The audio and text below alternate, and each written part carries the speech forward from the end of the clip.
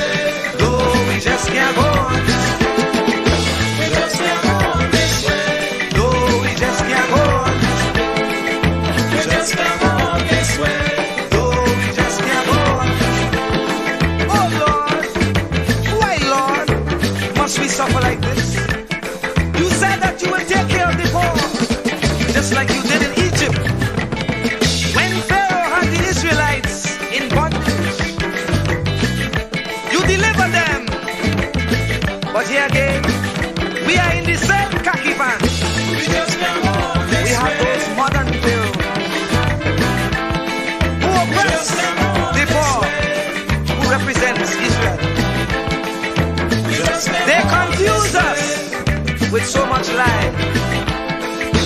just come on this way. Not even thinking that we would realize.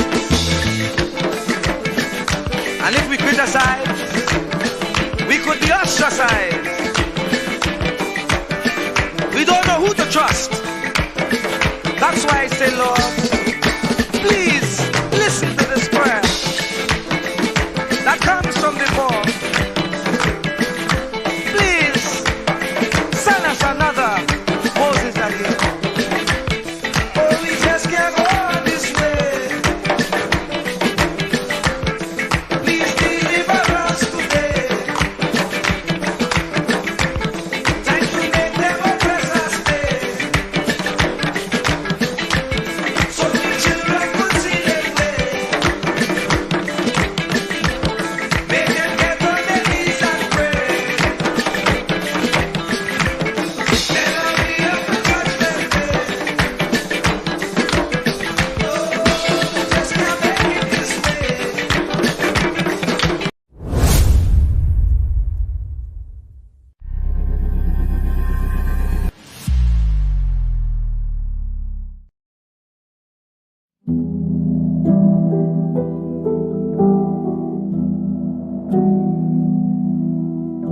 Do not categorize the blessing by colors.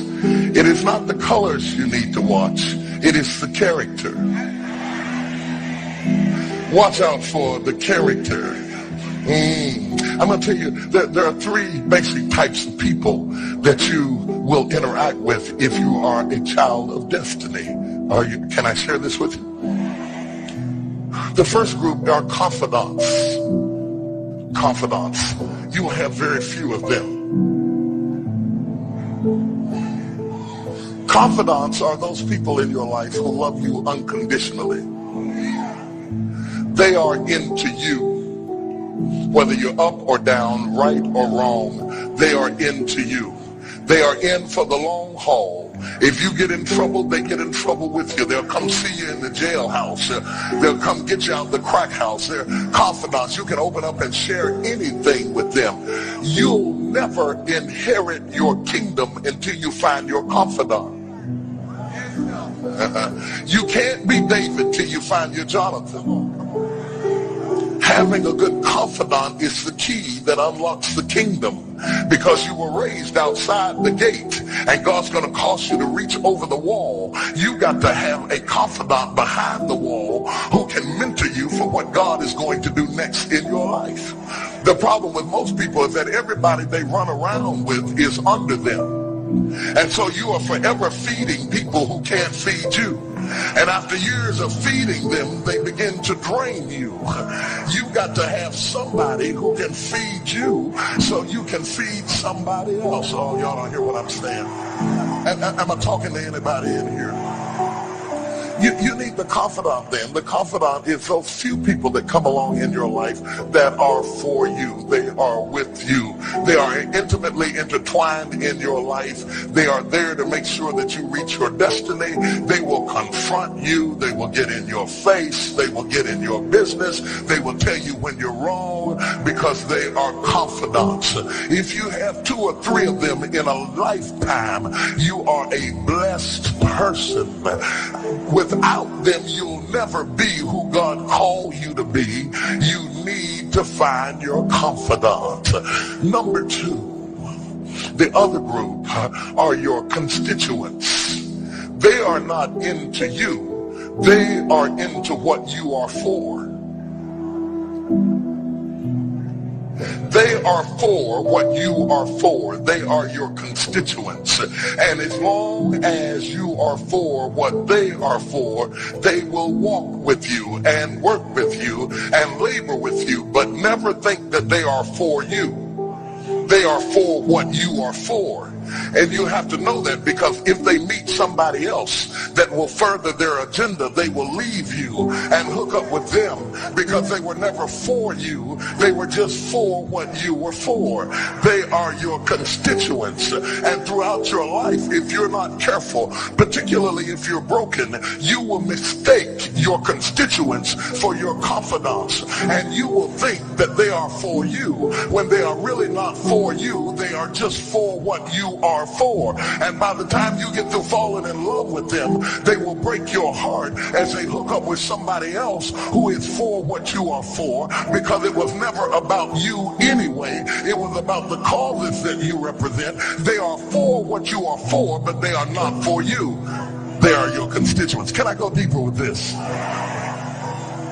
The third group are your comrades. These people are not for you, nor are they for what you are for. It is just that they are against what you are against. And the comrades will make strange bedfellows. This will cause people to come together who are not for you, and they are not for what you are for, but they are against what you are against. And they will team up with you to help fight a greater enemy. But don't be confused by their associations. They will only be with you until the victory is accomplished. These people are like scaffolding. They come into your life to fulfill a purpose. And when the purpose is complete, the scaffolding is removed. But don't be upset when they are removed, because the building always remains when the scaffolding is removed.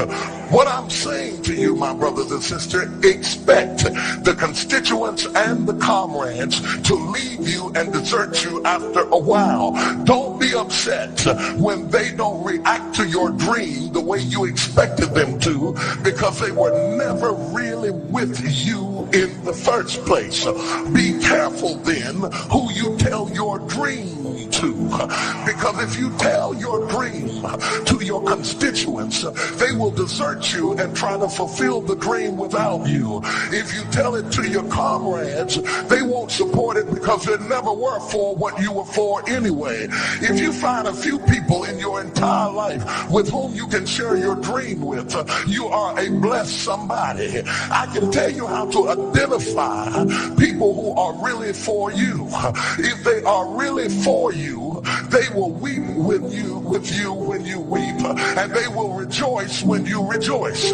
When you walk in a room and you tell somebody good news, stop being happy for a minute and watch their reaction. If they're not happy for you, shut your mouth and walk back out of the door. Oh, y'all don't hear what I'm saying to you. Oh yeah, because when they are really connected to you, they will be happy for you when you share your dream. Find somebody, look them in the eye and say, are you happy for me? If you don't get the right reaction, don't tell them anything else.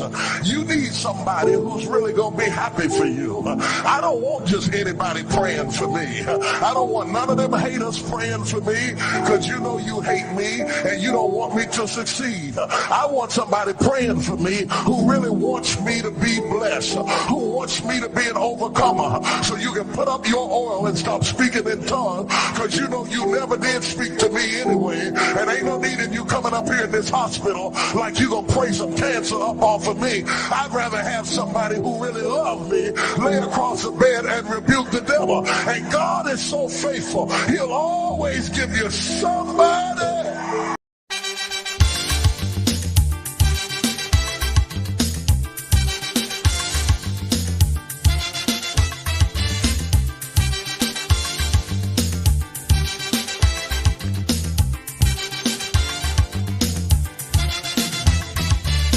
You get up one morning, your elders have something, you don't know how they get it, but you want to use it. But if you ask them old people to get the things what they went through, ask them this any day, and your parents sure to say, black man has to keep on jamming, for black man to get a little something. Make up your mind, brother, that you're able to get a pulley and jam with the devil. Why? Black man has to keep on jamming, for black man to get a little something. Make up your mind, brother, that you're ready to swim offshore and hold your boat steady. Black man has to keep on jamming, for black man to get a little something. So when you hear you get a little something with a dragon, now you keep watching, because I don't tell you already. Black man do get nothing easy.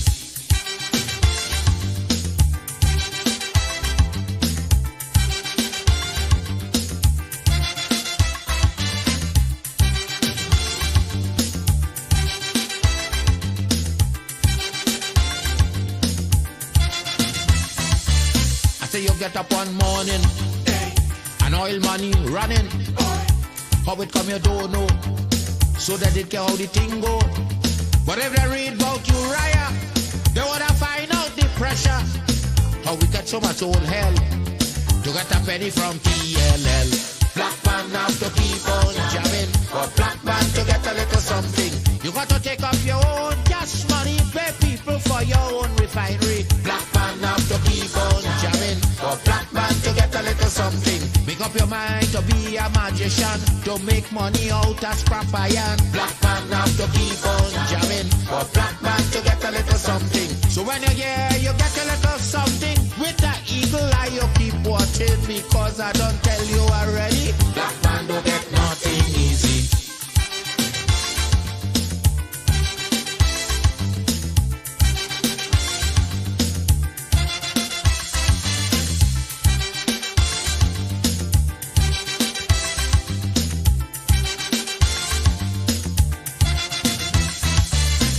We got up one morning, independence happening, getting the thing come easy. Now they're taking liberty, but if they know about petition, we are to send to England for some woman to tell we in this colony free. Black man have to keep on jabbing, for black man to get a little something. You got to go to conference in England to get independence in your own land. Black man have to keep on jamming, for black man to get a little something. People hold you, humiliate you, turn on and sell you, and then they free you. Black man have to keep on jamming, for black man to get a little something. So when you hear you get a little something, with that dragon eye you keep watching, because I don't tell you already, black man don't get nothing easy.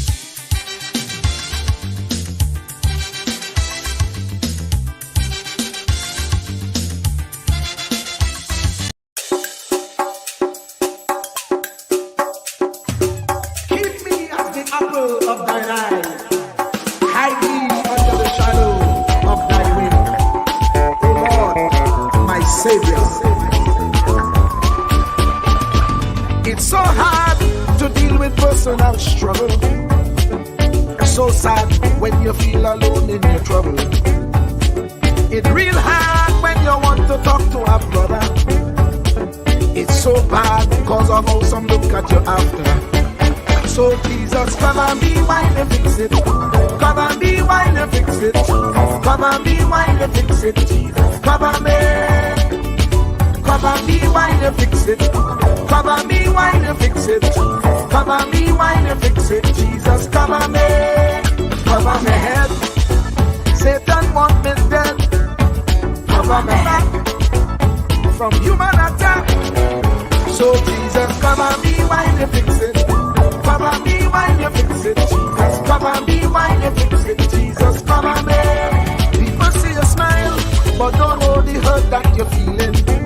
Even as God's child, at times your heart does be bleeding. Where can you go when you're really looking for healing? Who know how to flow when your soul needs some restoring? So Jesus, come and be while you fix it. Come and be while you fix it, Jesus. Come and be while you fix it, Jesus. Come and be. Come and be while you fix it. Come and be while you fix it, Jesus. Come and be while you fix it, Jesus. Come and be. Cover me home from evils unknown. Cover my feet so I'll never retreat. Oh Lord, come and be while you fix it. Come and be while you fix it, Jesus. Come and be while you fix it, Jesus. Come and be.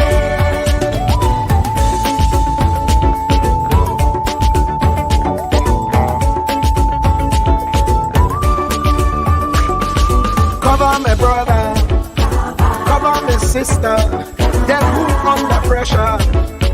Cover the preacher, every church worker, the young believer. Cover the worship leader and intercessor, every gospel minister. Cover. Jesus alone is the one who has the real answer. The one on the throne is the true and loving Father. He will hold your hand and keep you from going under. He will make you stand and let you know He's a fixer.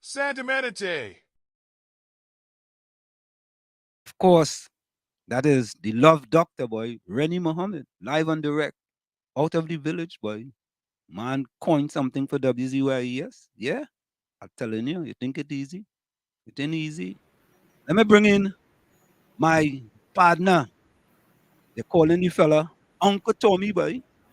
Man get name already, you know. Man been on a program one time, boy. They gave man, you know, training easy, you know. They get him first two callers, boy. Hey, I could call him Uncle Tommy. That is full respect, eh? The one and only, the former commissioner in Newark, without his hat today. The man himself, from parts of close to Toko, somewhere going down by Sandy Grande. One and only, the man that had to travel all the way to Palaseco. The man himself, Thomas E. Marshall Nisbet, boy. Tommy, welcome. Good evening, good evening, good evening. How are you? Today is a splendiferous, fantabulous, wonderfulicious day, Tommy. Very good, very good, very good. You know, it's funny, right, Tommy? Today, one of my students asked me, he said, Professor, is splendiferous a word? I said, Google it. You know what I mean?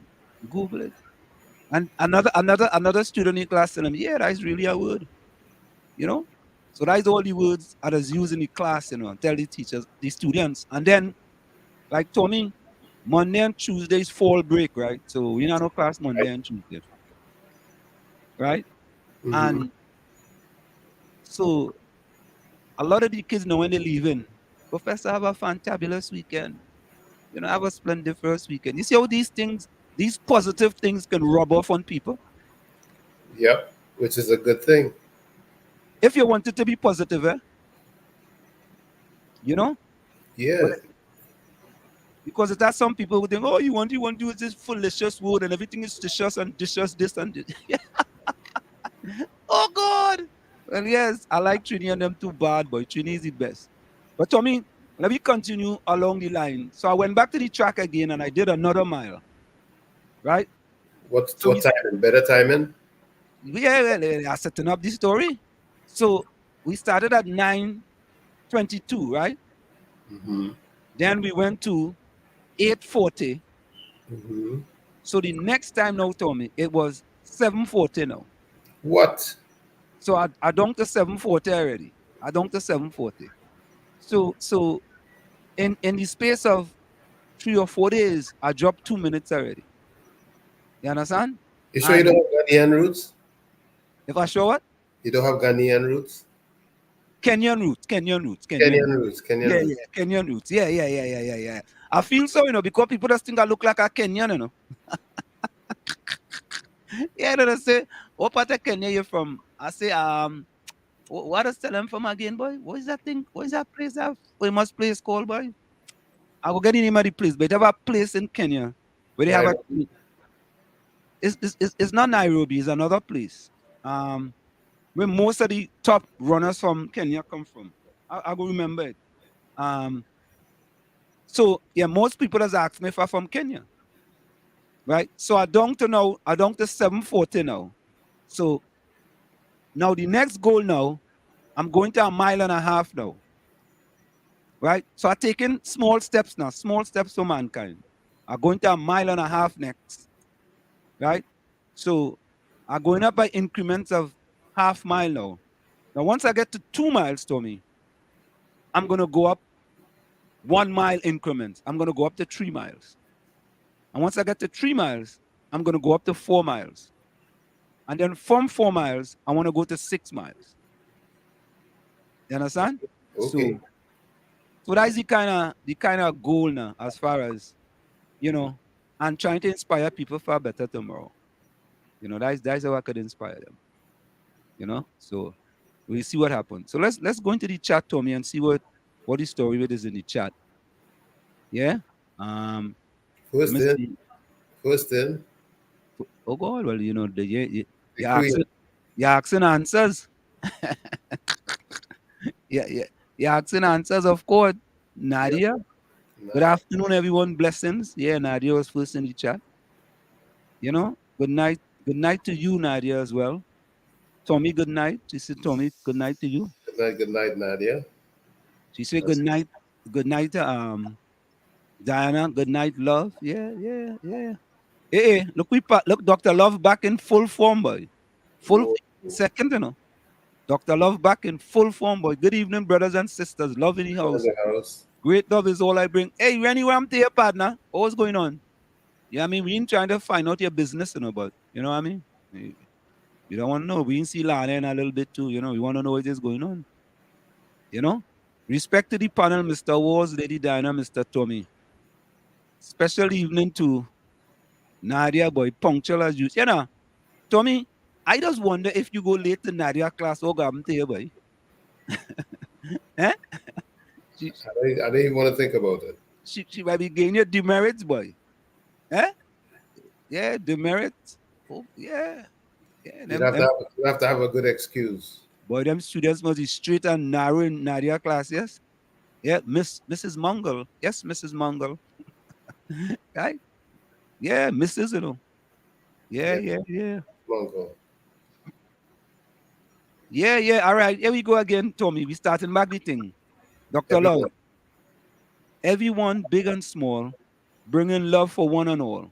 No matter what language you speak or say, come and claim your shari of love today. Shari of love, boy. What is I think it's shared. I is probably close to E. You think eyes goes to E? Let me see where I is. No, man. Shari the man say, man. He's all over there. You think it's Shari? Yeah. Claim your shari of love today. What is that Shari of love? No, let me see. Well, you go tell me, what is the shari of love, I mean, man sharing love. Yeah. All right, here we go again. Yeah, together we aspire, together we achieve. Together in hope and good times we believe. As one people we fight our common battle. Till that day we find a sense of settle. United as one under the same sun. Yeah, man. When you're starting back the thing again, man, that's what we like, Yeah. We like that thing. Shari of love, the way Shari of love. I think he talking about. You think he talking about a woman, boy? Shari? Shari boy? I feel it could be a lady, Shari of love? Yeah, Shari of love, Some of man he's sending some kind of cryptid message, You know how them fellas just go. Shari of love. Yeah. Rose, good evening to you too. Rose says good evening, Ansem, Tommy, and Diana. Good evening, Rose. Rose says good evening, village family. Yeah, but everybody real like Nadia, boy. Rose said good night, Nadia, honey. Honey bunch, boy. Rose said, when I do get into the chat early, there's no one here to chat with. Chat with yourself, Rose. What happened? Send yourself. Did they got to send a sentence? Oh, God. Rennie looking. Good evening, love. Oh, God. Rose and saying good evening to Rennie, boy. Yeah, boy. Curtis Montreal inside, boy. What tax? Metchuma Kenyan, boy. Hey. Look the Bago in the house, The Bago in the, once you come in here, people just learn quick, Quick, quick. Tobago in the house, boy. Tobago, Walton Walker, boy. Yeah, boy. Good night to the community, man. Full 100. Hey, look, hey, Tommy. Mm-hmm. You won't believe who come back. I see. We partner from Mississippi. Albert Montano, boy. From Mississippi, Canada. Oh, God. Albert Montano, is real greetings, Nadia again, Even Albert, good evening, Nadia. Yeah. Hey, who is this boy? Albert, good evening, sweetheart. How are you? Rose and then oh God, Albert Mexico. Oh, living easy, boy. Yeah, Reginald Dumas coming in at 8 o'clock. 8 o'clock tonight. 8 o'clock. What is it? Rose, I am okay this weekend. Thanksgiving in Canada, so I expect to see my children. Hey, Thanksgiving in Canada. Akira, is this Anderson Akira? Akira, send the message to the WhatsApp line. I'm gonna put it up there for you. Send the message here. All right. Watch on the screen. You'll see our WhatsApp number. Okay, let me see something. How to change our WhatsApp number, boy. Hold on, eh? All right, let me do something. I'll put it up on the screen, Nadia. Send it to this. I mean, Nadia. Akira, send it to this number here. WhatsApp 73 Now, 868. now Shari of Love, I researched, but it comes up Shari, Shayari of love. It says a way to express the sentiments of love. As a matter of fact, in another post, it says true love. Okay. Okay. All right. Seasoned feelings of love. It needs to express love. Shari. Yeah. Akira, send it to that WhatsApp number on the screen. You see a WhatsApp number on the screen. You can send it there. Send it there. Okay, let me see here. It's on the screen. Look on the screen, you'll see the number. Okay, let me see here. Let me go back. Yeah, Akira, look on the screen, you'll see the number. Let me go here. Rose says, Albert, that's wonderful, Albert. Please enjoy them to the fullest and happy Thanksgiving. Yeah, Rose said good night, Akira.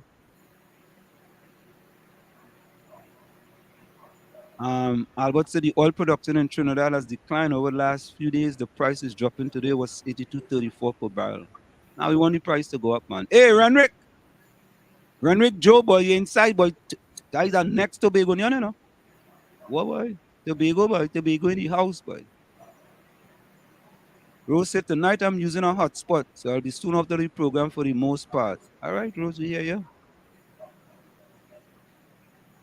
Albert said, Rose, I'm very concerned about how people working for less than $7,000 a month with children surviving in Trinidad.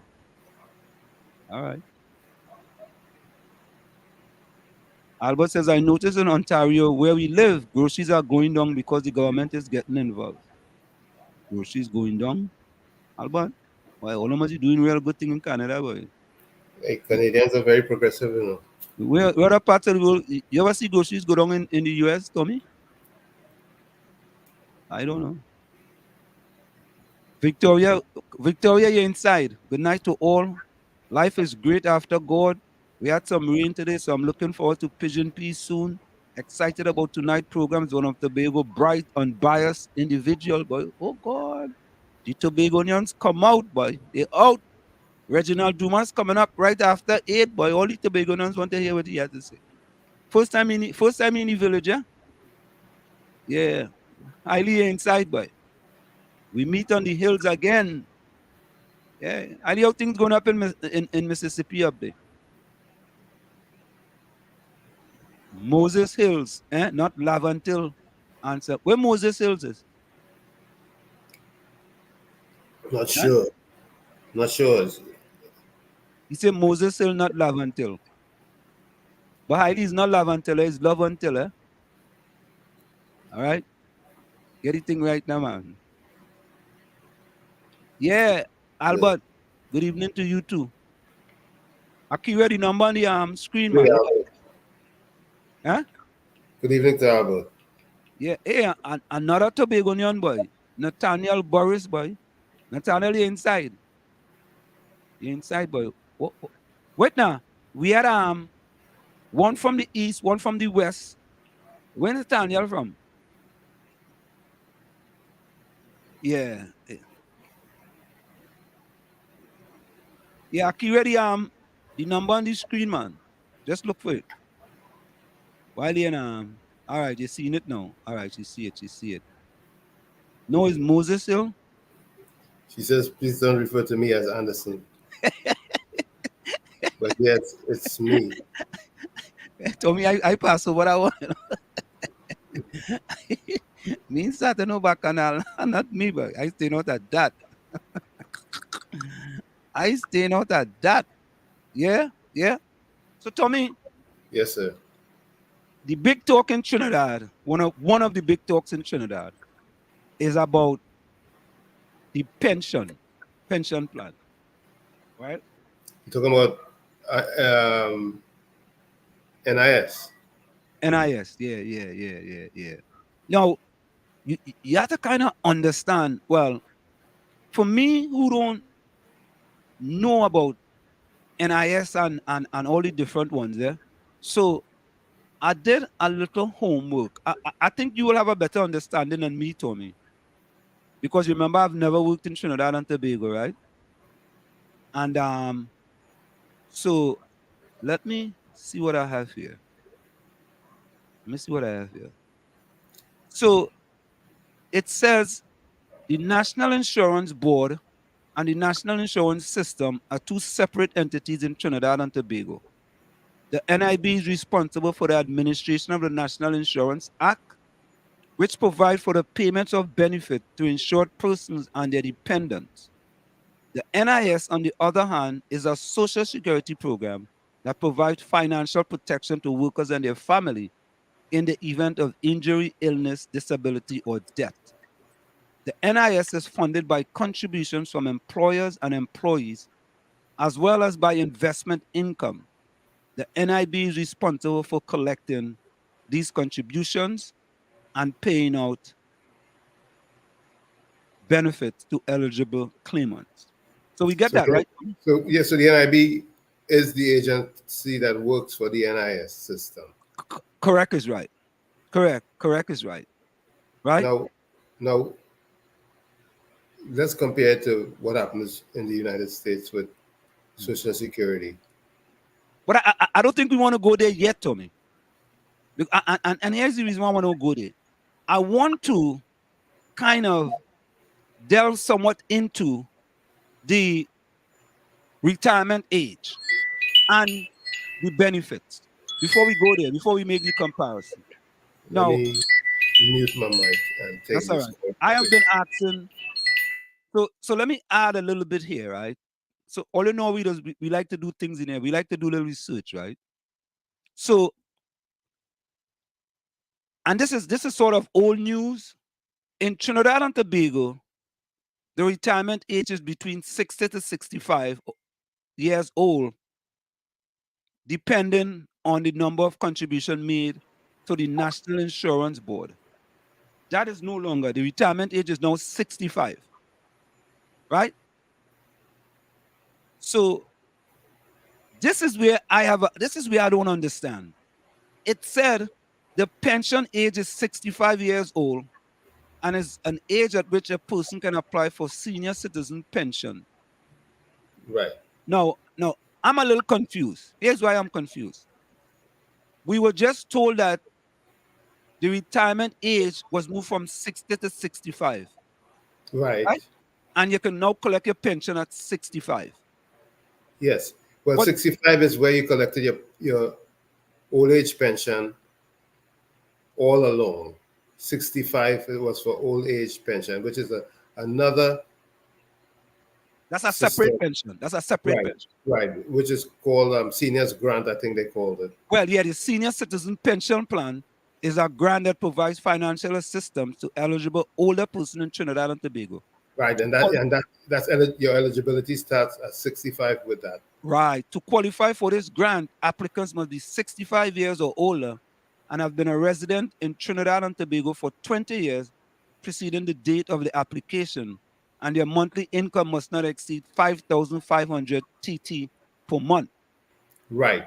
Meaning if you are getting a pension from your job, like a private pension, let's say you work for a company that has a private pension plan, you may not qualify if your income exceeds the stipulated amount.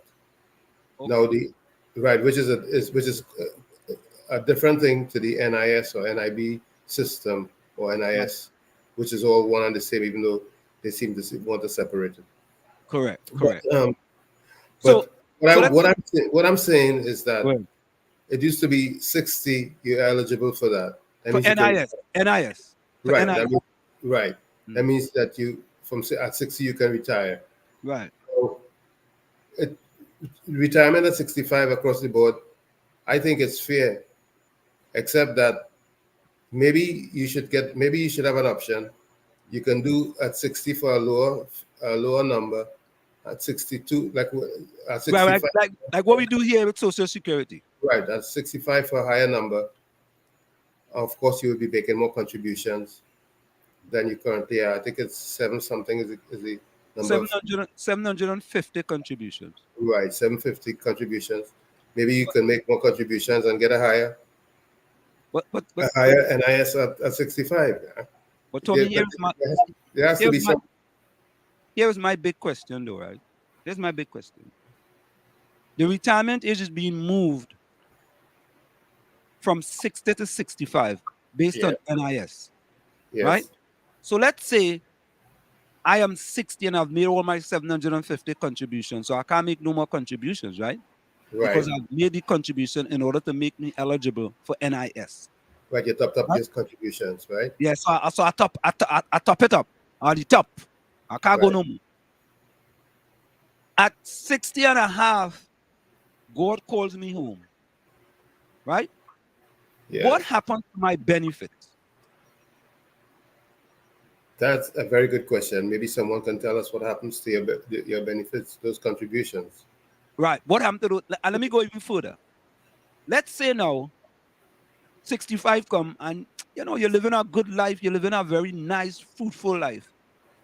And at 65 and a half, God calls you home. What happens to your NIS? Very good question. Very good question. Those because you made your 750 contributions. You made your contributions already, right? I'm at the top of the ladder. I did everything you asked me to do. What happens to that money now? What happens to it? In this country, maybe a beneficiary gets it. Well, let me don't guess. Because so far, Tommy, my research haven't shown me any place where any beneficiary gets anything from NIS. But in the United States, no, we're not talking about the United States. We're talking about. No. I'm telling you that if that same scenario happens in the United States, you don't get all that money that you paid into. No, you don't get. No. Even when you apply for the retirement, it tells you who are your beneficiary and what they will get in case you leave us.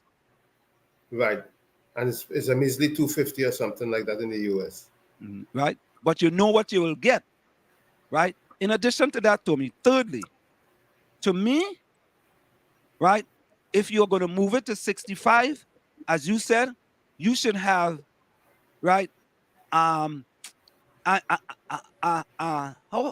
could call it, a de-escalating amount if you take it too early. So like, for example, if you want to take that 60, 61, you take it, but then say you get 5,000 at 65, right? That's as an example. You will get 2,000 at 61, 3,000 at 62, right? Just going along now. Yeah, right? that's the way it's done in the US. Just the way it's done in the US, right? So the person could say, well, you know what, partner? I really don't want to wait till 65, I put in the money, because remember that your money you put in there and the employer match X amount. Your money you put in there. I know people money, that your money. Right. Right? I supposed to have some say over my money. Right? Absolutely. So give me a little, if I decide you want options. Yeah, give me a little options now. Oh God, if I want to take it early and I go lose a little thing. But it's all right. Me to worry about that. You know what I mean? The family could enjoy a little thing now.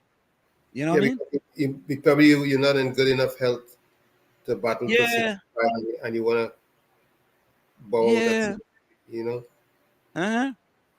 Yeah. So I think maybe we could ask Reginald Dumas that when he comes in, and maybe he can help us, because so far today, I've spoken with previous ministers and none of them have been able to answer the question, Tommy. What happened to that money? So, we wait to hear that question. And we're going to ask that question to the national audience too on Monday, because we here, we want to find out. And one thing I had to tell all the people here in this chat, you always give us very excellent topics for the show on Monday. And one of the great topics that we had discussed last time is the one with the laptops and the grants with respect to the means test. That was off the chart. That was just off the chart. Very much. So Nathaniel Burrows say you from Palo Tuve. Yeah, you from Abai Fali area. Space side, boy. All I know where Space side is, eh? People getting on my system, I don't know where to be. All I know is Roxbury. I know where Space side is, eh? Victoria, I know where Space side is, eh? Next thing go tell me all I know is Roxbury. And yeah, all I know is Space side is. So yeah, boy, Nathaniel, full 100. Space side. Yeah. I know up there. Rose said 60 years for NIS. Rose no more, it's 65 now. Right? It's changed. It's changed. Tropics, welcome. Yeah? Mean Gene, you're inside. Yeah, Rose, it was always 65 for pension. Because my senior grant. Yeah. Right, it was always that. But it's 65 now for NIS. So they both are on par. So Rose says, on some under beneficiary benefits on the NIS website, there's that Victoria. Victoria. Under beneficiary benefits on the NIS, there's that discussion. It is $600 per month. So what you're saying, Victoria, is that if at 61, right, I kick the bucket. But Tommy, what about if I donated, I put $5.5 million into the kitty, and you put 250,000. You get the same amount as me? You don't get to put $500,000 into the kitty. Well, 750. Is that amount? Wait. 750 contributions. Yes, but is that a fixed amount? I believe so. So we had to find that out. Is that a fixed amount across the board? So no matter what salary you're making, that contribution is the same for everybody across the board. I believe so. I could be wrong, but I believe it's a set number for the contributions. All right. So we're going to find that out too. And we got to find that out. And we got to clarify a lot of these things, because these are the discussions people need to be having. Right? And Slam, I think there's that discussion between 60 and 65 about what could happen. All right. We look for it. I went through it and me see nothing. Good night, guys. Oh God, look, Victoria going after me again. Did I say Palo Tuve was Speyside, or I say Fali was from Spalina from Speyside? I think so. I think he's up at the top there. Yeah. Palo Tuve is close to Speyside, isn't that what you said? No, I say Speyside. I said Fali from Speyside. I thought he was from Speyside. Eh? I don't know. I think he's from up on that side. Yeah, well, we go get clarification. We definitely will get clarification. Yeah, because we have to find out these questions, because I mean, we're just trying to give the public information about these type of things, because I went through. Okay. All right. Victoria says your contribution have to be not less than a certain amount. Can't remember. Dr. Dumas will be able to clarify the NIS issue. Well, that's why we bring that. We only bring brilliant Tobagonians in here, Yeah, man. All the time, Yeah, you'll get a lot of clarification on that. So Margaret asks, at Victoria, does the beneficiary benefit applies to single people? Because in the US, it does not apply. True. That's a good question. Tell me, you see. But anyway, let me start that one. Welcome, Margaret. Let me start that too. Your contribution have to be not less. So when Mr. Dumas come in, I think he can help us with that, with these We can questions. get some clarity on some of these issues. Yeah, because I went through the thing and I asked a lot of questions. 65 years for senior citizen. So, you know, so Mean Gene could have retired in Trinidad already and gained NIS. Yep.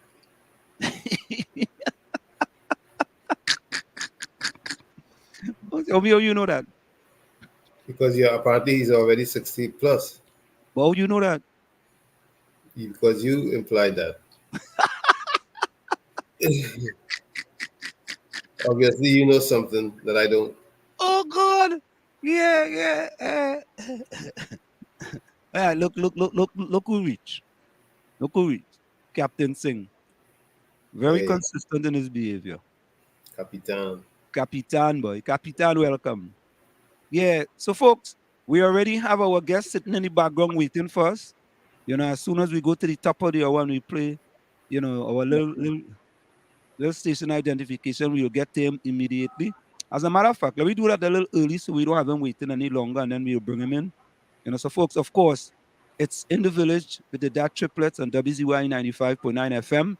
It's Tommy, Ansem, and you on WZYE 95.9 FM. Stick and stay. We'll be right back after this. You're listening to WZYE 95.9 FM. You are listening to WZYE 95.9 FM, the most influential name in Caribbean radio in the tri-state area. Broadcasting from East Orange, New Jersey, the most influential name in Caribbean radio, WZYE 95.9 FM.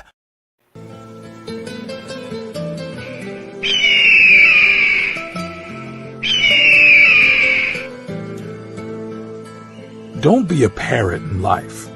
A parrot talks way too much, but can't fly high. But an eagle is silent and has the willpower to touch the sky. Here's the 7 mentalities that we can learn from an eagle. Number 1, eagles fly alone at high altitude. Eagles don't fly with sparrows, ravens, and other small birds, meaning stay away from narrow-minded people, those that bring you down. Eagles fly with eagles. There's a saying that goes like this: people you hang around will eventually determine the person you become. Keep good company. Number 2, eagles have vision. They have the ability to focus on something as far as 5 kilometers away. No matter what the obstacles, the eagle will not move his focus from the prey until he grabs it. Meaning, have a vision and remain focused in your life. No matter what the obstacles and challenges you may face, don't give up and you will succeed.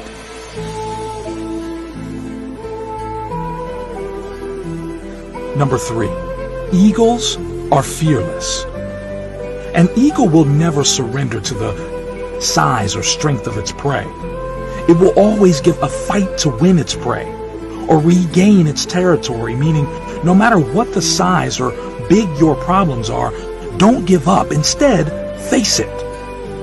Successful people are fearless. They face problems head on. Number 4, eagles are tenacious. Eagles love storm. When clouds gather, the eagles get excited. The eagles use the storm wind to lift themselves higher. Once it finds the wind of the storm, the eagles use the raging storm to lift itself above the clouds. This gives the eagle the opportunity to glide and rest its wings. In the meantime, all the other birds hide in the branches and leaves of the tree, meaning achievers are not afraid of challenges. Rather, they relish in them and use them for profitability.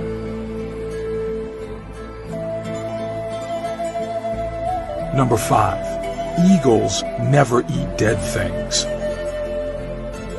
Eagles never eat dead meat. In other words, an eagle does not scavenge. It only eats the meat from the prey it kills itself. Meaning, do not rely on your past success. keep looking for new frontiers to conquer, leave your past where it belongs, in the past.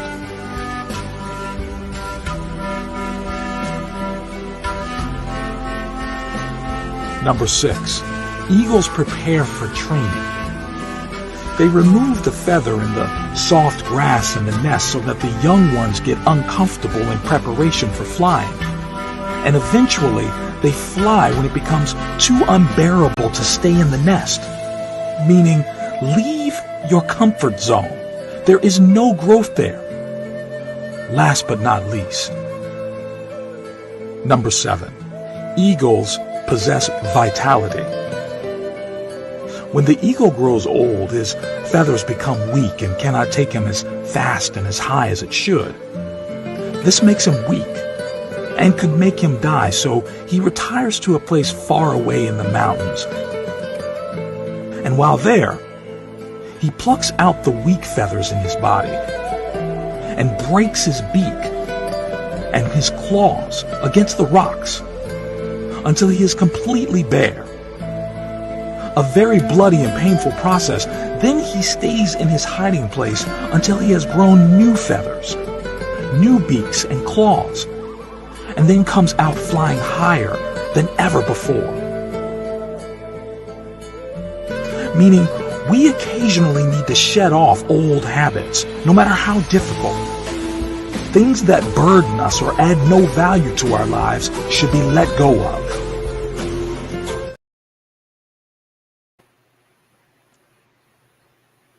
We are back with you. It's in the village with the DAT Triplets on WZYE 95.9 FM. Of course, ladies and gentlemen, we come to you every Tuesday, Thursday, and Saturday from 7 to 10 p.m. Let me bring in our guest, Mr. Reginald Dumas, here to the first time in the village with the DAT Triplets on WZYE 95.9 FM. Mr. Dumas, how are you doing, sir? Fine, thank you very much. Holding on.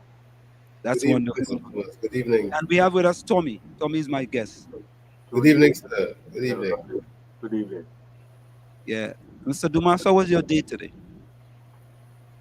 Well, I find I have to do rather more than I would like to do at my age, but still, one has to do it.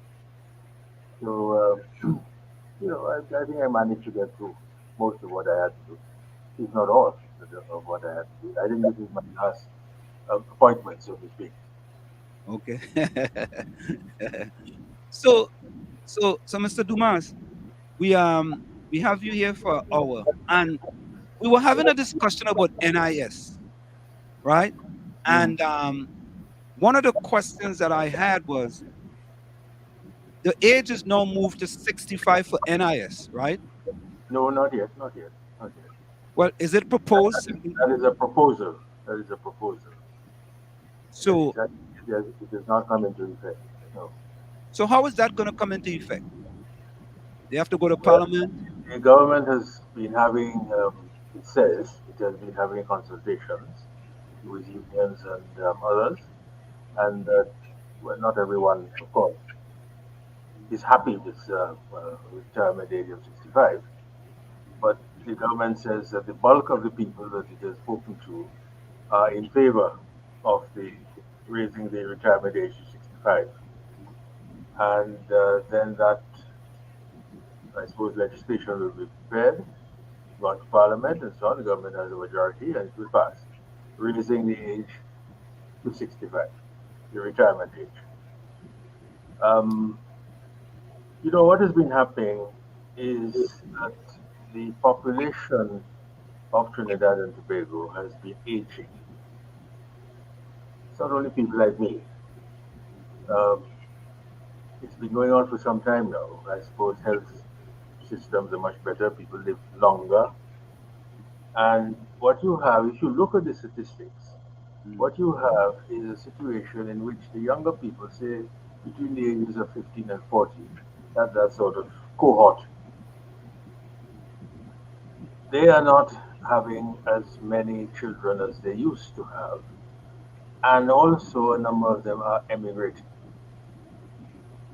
If you look at the cohort of people 60 and over, and comparing this with just look at census figures, and you compare this with previous censuses, you will see a distinct difference where the cohort of younger people is declining, as a percentage of the total population, whereas the cohort of people 60 and over is rising as a percentage of the population. So that the original idea of NIB was that the younger people would pay in their money and so on, and these monies would be used to pay the older people. Now that is being turned on its head, which is why the NIB now finds itself in a revenue crunch, and why, therefore, the government, I think with the recommendation of the NIB people, is talking about raising the retirement age to 65. Mr. Dumas, that Asian population that has been as a result of the baby boomers coming of age, and that's all over the world. The baby boomers Yes. of age, and all the systems are in that same predicament. However, shouldn't it be a scaled system where you can have retirement at 60, 62, 65? I think that will probably happen. I mean, that happens now. For instance, the retirement age is 60. I, for instance, I can use myself as an example. I was a public servant. The compulsory requirement retirement age is 60. But I left several years before 60. I had reached the top. I was the permanent secretary to the Prime Minister and head of the public service. I had no further to go. And when I looked at the pension that I was going to get, because I had people work that out, I said, I can't live. So I left. Right. And that I think will happen too. I mean, the fact that the retirement age is 65, I don't think it would mean that you have to work until age 65, just as now you don't have to work until age 60. So it was. So me wanted to have a follow up. No, I pretty much got the answer that I was looking for to find. Okay. So Mr. Dumas, here is my question, right? Let's say they move the age for NIS to 65, right?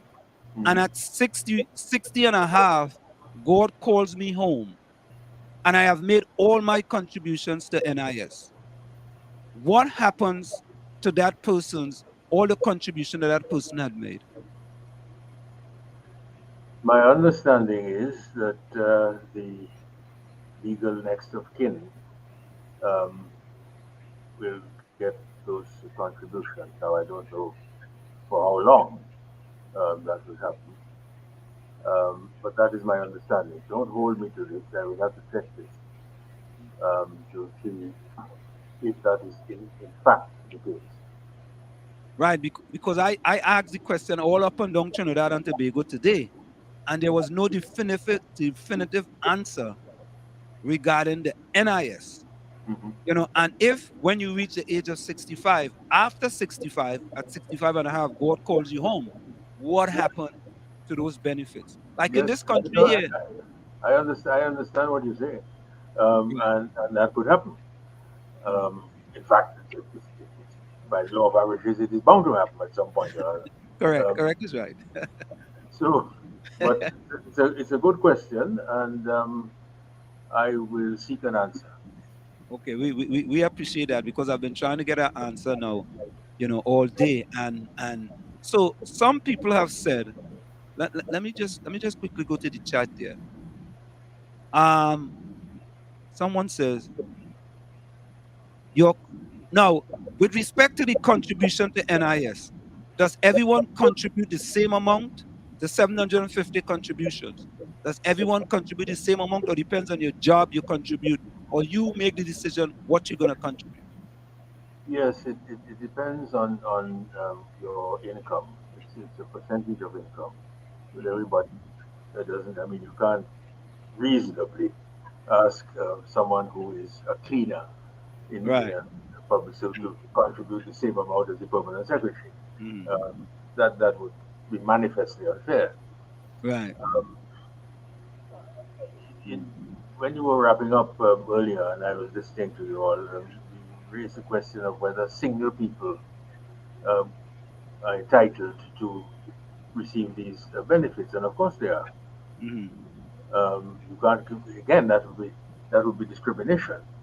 Right. If you said that you have to be married or have to be in a union that went on for some time in order to get the benefit. Whereas if you never got married or if you're a widow or something, you can't get it. That can't be. And I can speak from my own experience because I am long divorced.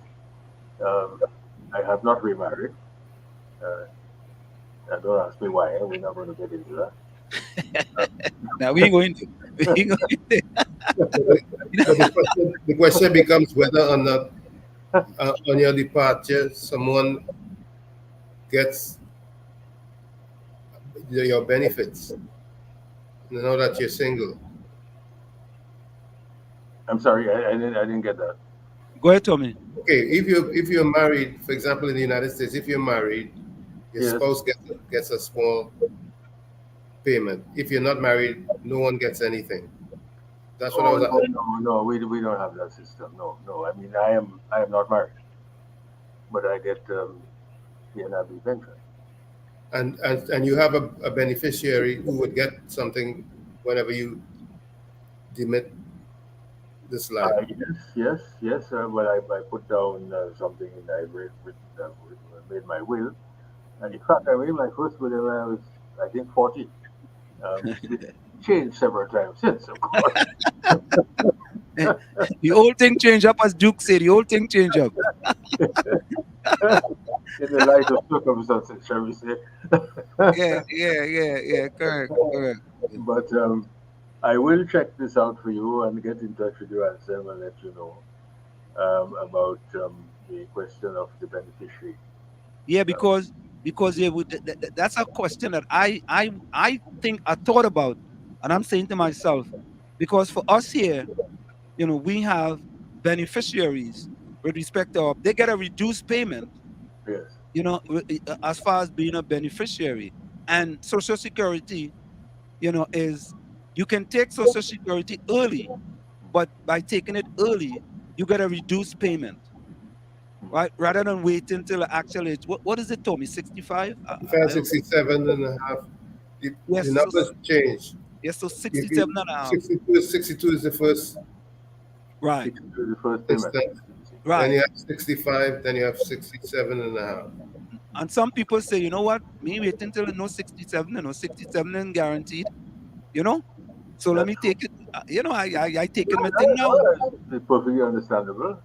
Yeah. And you might want to relax, you want to go on a vacation somewhere or something, and you need some extra money because you're not getting the salary anymore that you need to get. So yes, that is understandable.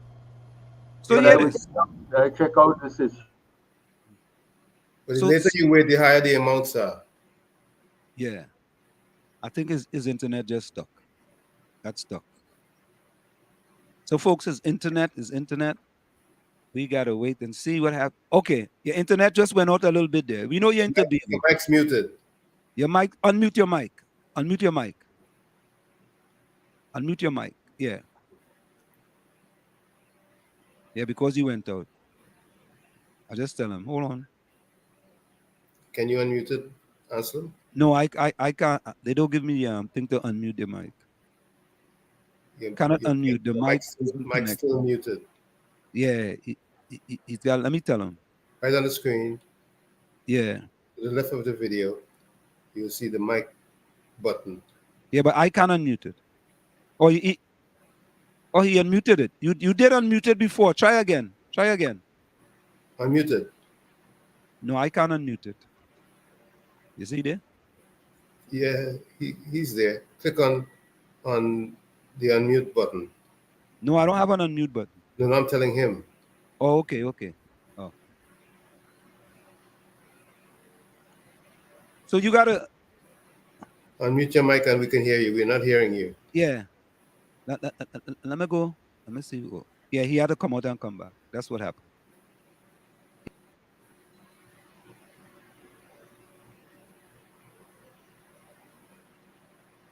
Minji knows this.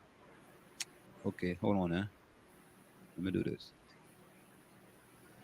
Okay. Yeah, I think Minjin say if you retire before 750 contribution, you get a lump sum. Yes, you do. Payment. You get a lump sum. Okay, I could understand that though. I could understand that. You know, I mean that makes sense. So, folks, the internet, all you know, the noise in Tobago, and you know, it's in internet ain't easy, but we go wait to see if he comes back in. Yeah. So if you retire before 750 contributions, you get a lump sum. So the big question we ask the question regarding, yeah, what happens? There he comes. What? All right, here he comes. Okay. All right, you back now. You Yes. back. Yeah, sorry about No, that. I had to start over. Right. That's okay. So we just clarified something. Yes. If you retire before 750 contributions, you get a lump sum, not monthly payments. Right? Is that correct? If you If you retire before you made 750 contributions, you get a lump sum payment, not monthly payments. I will have to check that too. Yes. But that's true. This I know for a fact because I will have to check that too. I worked in Trinidad for 5 years, and then I turned 60. When I turned 60, I got a lump sum as opposed to getting a monthly check. I see. Okay. They never give me no lump sum in Trinidad. I don't know why.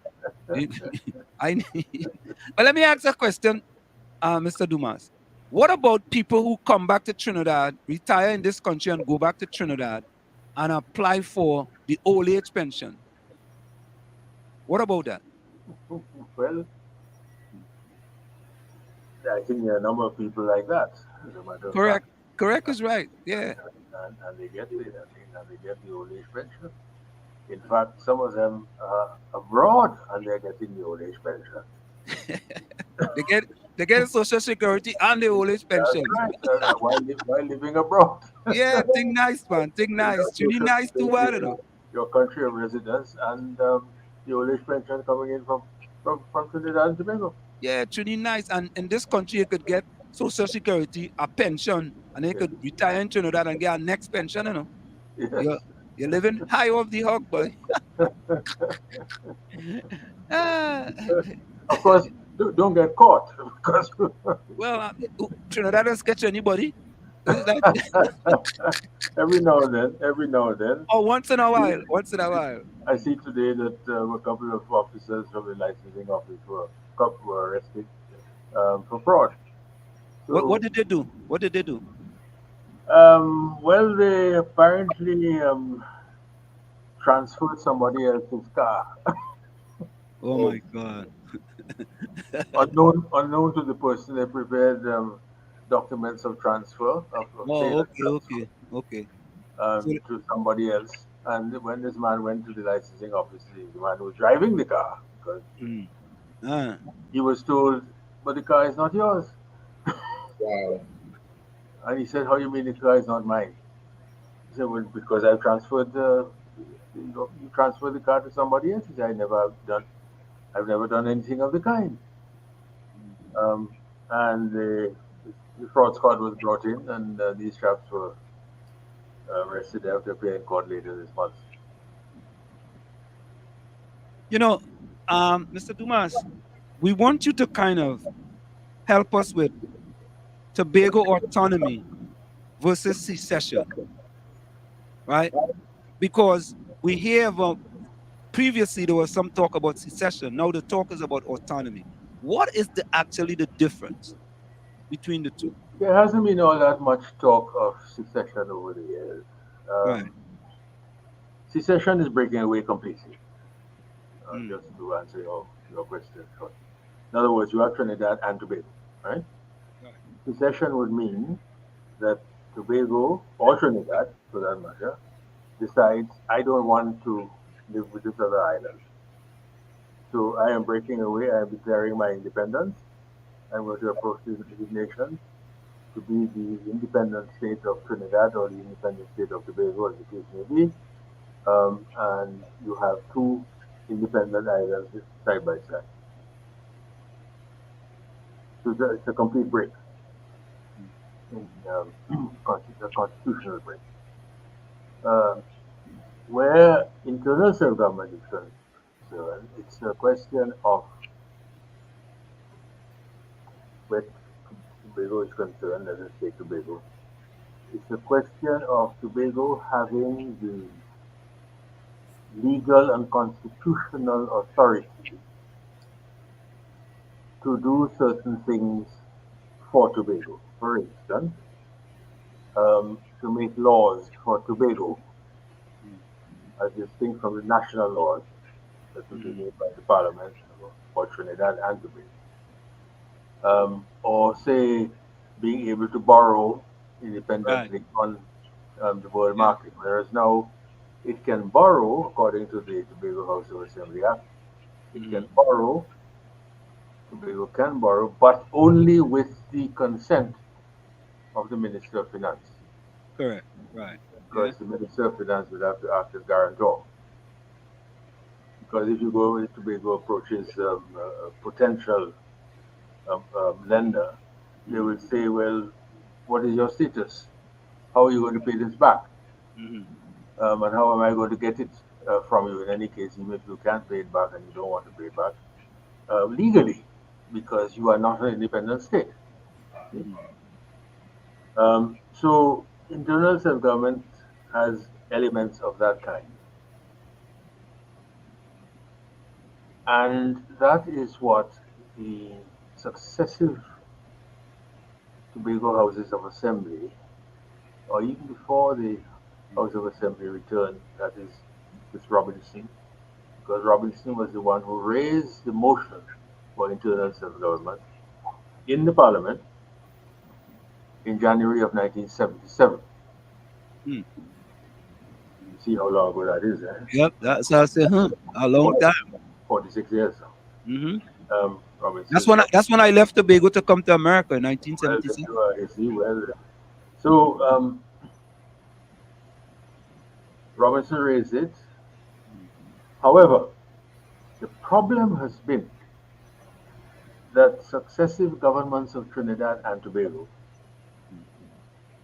have not wanted to carry through this issue of internal self-government because they are afraid that it is a step to secession that you just mentioned. In other words, a complete break between the two islands. And they don't want to preside over that. Now that started with Williams. So you hear them talk about the unitary state. Correct. As distinct from internal self-government.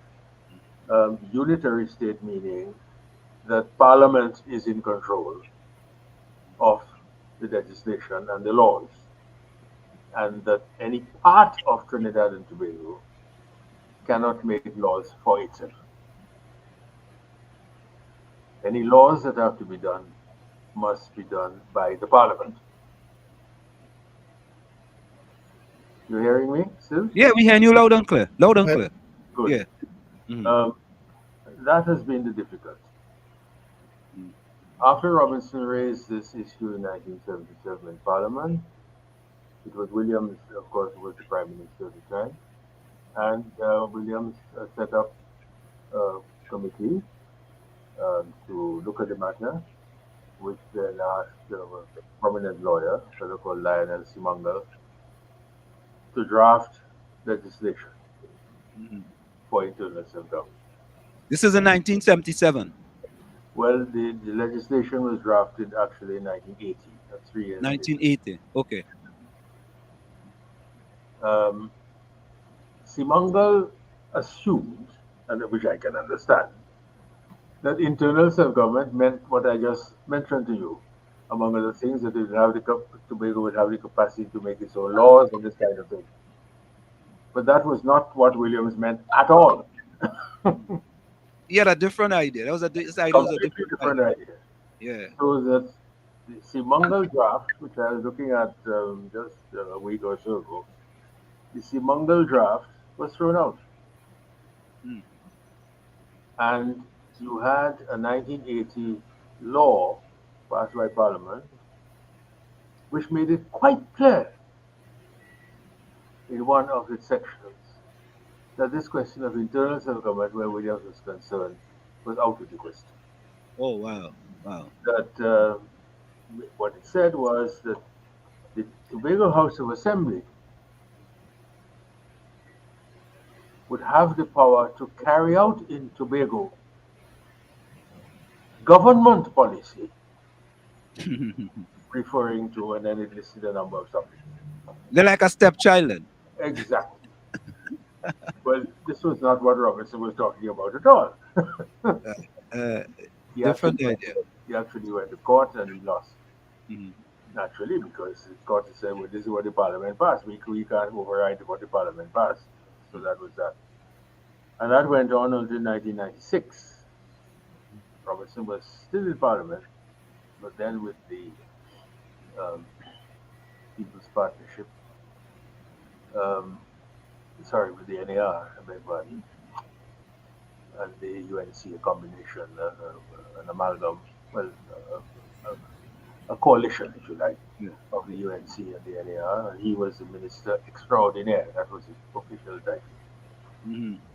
This legislation was passed in 1996, and it has created, I have to tell you, no end of confusion. Mm. Why is that? Because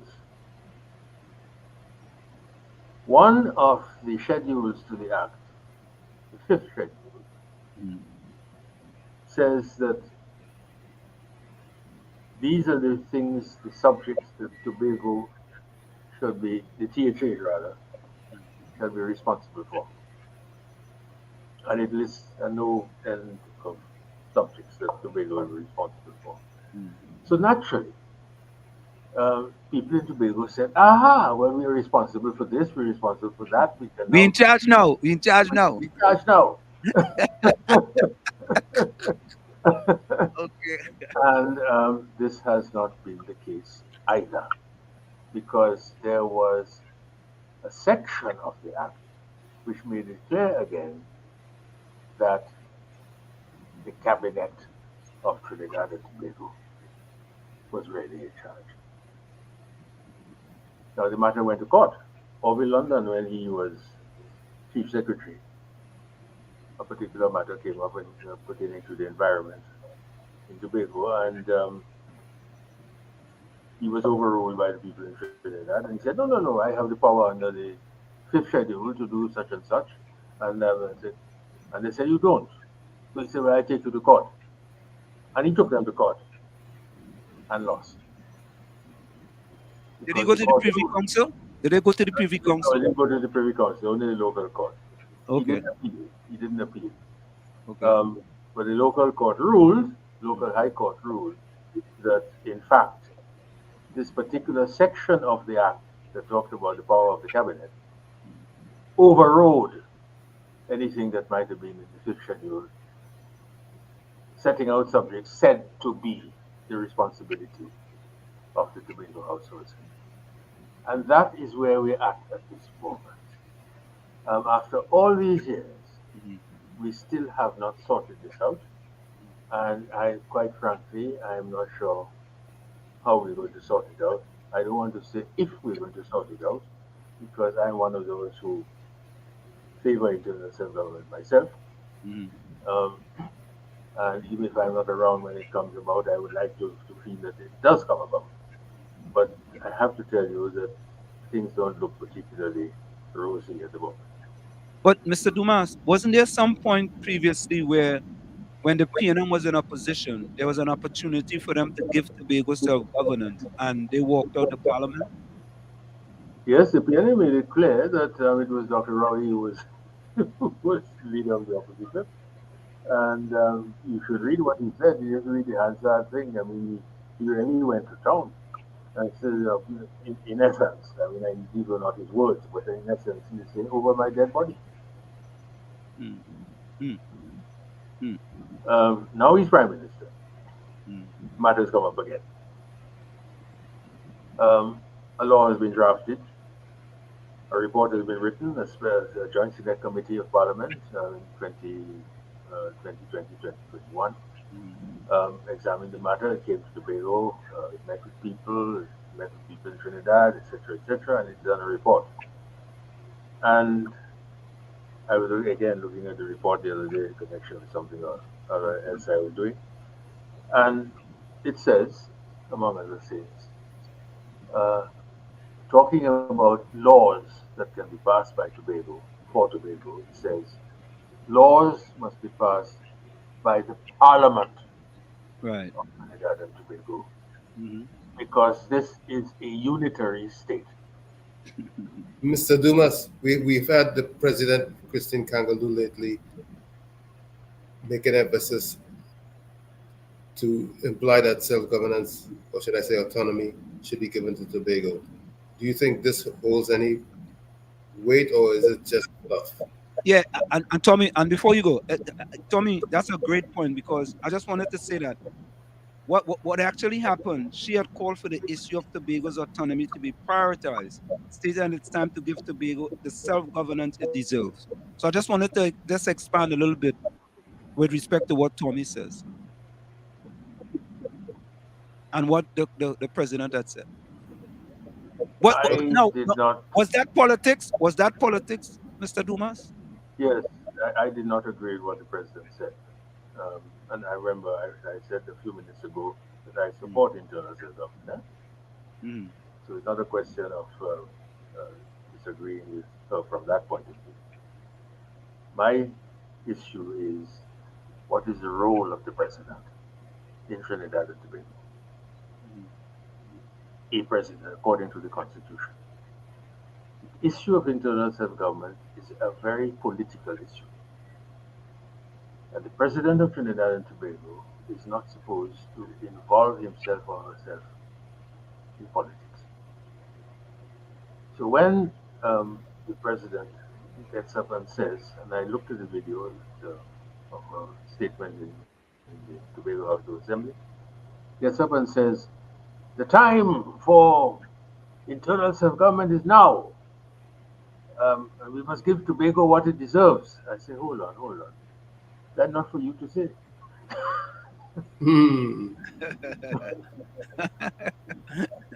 If you had said Because simply, she cannot give them self-governance, right? no, she can't, nor can she instruct, because if you say the time is now, it sounds as if she's instructing the parliament. Like she has the You power. can't do that under our constitution. You simply cannot do that. And she has been criticized. Up to today, in one of the newspapers, there's an article which takes her to task on that issue. So my issue, my problem was not that she was calling for self-government. You gone again? No, you're there. You're there. Go ahead. No, you're Yeah. there. You're still there. We hearing you. We hearing you. I'm there? Oh, okay. I saw Yeah, it. we hearing you. I saw it No, we hearing you. disappear. No, we hearing you. Okay. We hearing you. My problem was, yes, you heard me. Okay. My Yeah. problem was that a president, whoever that president is, whether it is Miss Kangaloo or somewhere else, or someone else, even with Reginald Dumas, which doesn't matter, ought not to have gone into the political arena. If she had said, the matter of internal self-government has been discussed for a long, long time now, and it is my hope that it can be resolved soon to everyone's satisfaction, or something like this. Something Impartial. Very, you very, know, very, very impartial. impartial. You're not getting it. But when you make a statement like that, the time is now. You sound as if you're on a platform, a political platform. No, I know she was a politician. She was a cabinet minister, actually, under Manny. And talking about must give Tobago what it deserves. We have to be careful about this. We have to be extremely careful. I know what I mean when I say internal self-government. But I have the feeling that if you ask the average Tobagoan, what do you mean? What do you understand by the phrase internal self government? What you're going to get is a reply like, well, we'll be on our own and we could do what we want. And we could make our own laws and so on. And that is simply not an answer. True. You have to be precise Mhm. as to what you want, why you want it, how it is to be achieved, what the effect, possible effect might be. If you say you want to maintain the state of Trinidad and Tobago and you don't want secession, but you want to operate within the framework of the state of Trinidad and Tobago, you have to be extremely careful about how you express your desires. Indeed, you have to be careful about what the nature of the desires is to begin with, Mm. because you might cause rupture. And I'm afraid that I'm sure the president meant well, but meaning well at this level of state behavior is not enough. Now, with that in mind, right? Do you think in the 2025 election that the two seats in Tobago will decide the reins of power The in, two seats in Tobago are in the, always extremely crucial. The government has a very slender majority at the moment, and if the two seats in Tobago were to go elsewhere, the PNM would go into opposition. And of course, the PNM doesn't, no government, no party wants to go into, whether it is a government, wants to go into opposition, naturally. Mhm. So the two Tobago seats are very important, and um,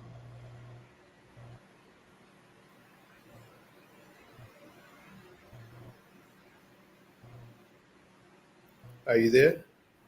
Yeah, it's stuck again. we'll have to see how that goes. Here we Now, go. that Oh. raises the issue of,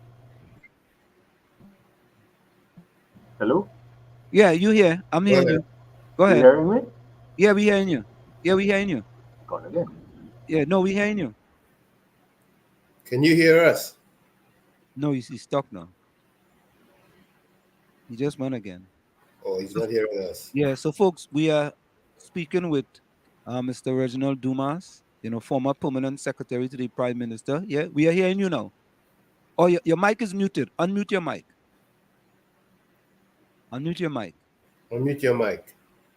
Yeah. I think he's at a.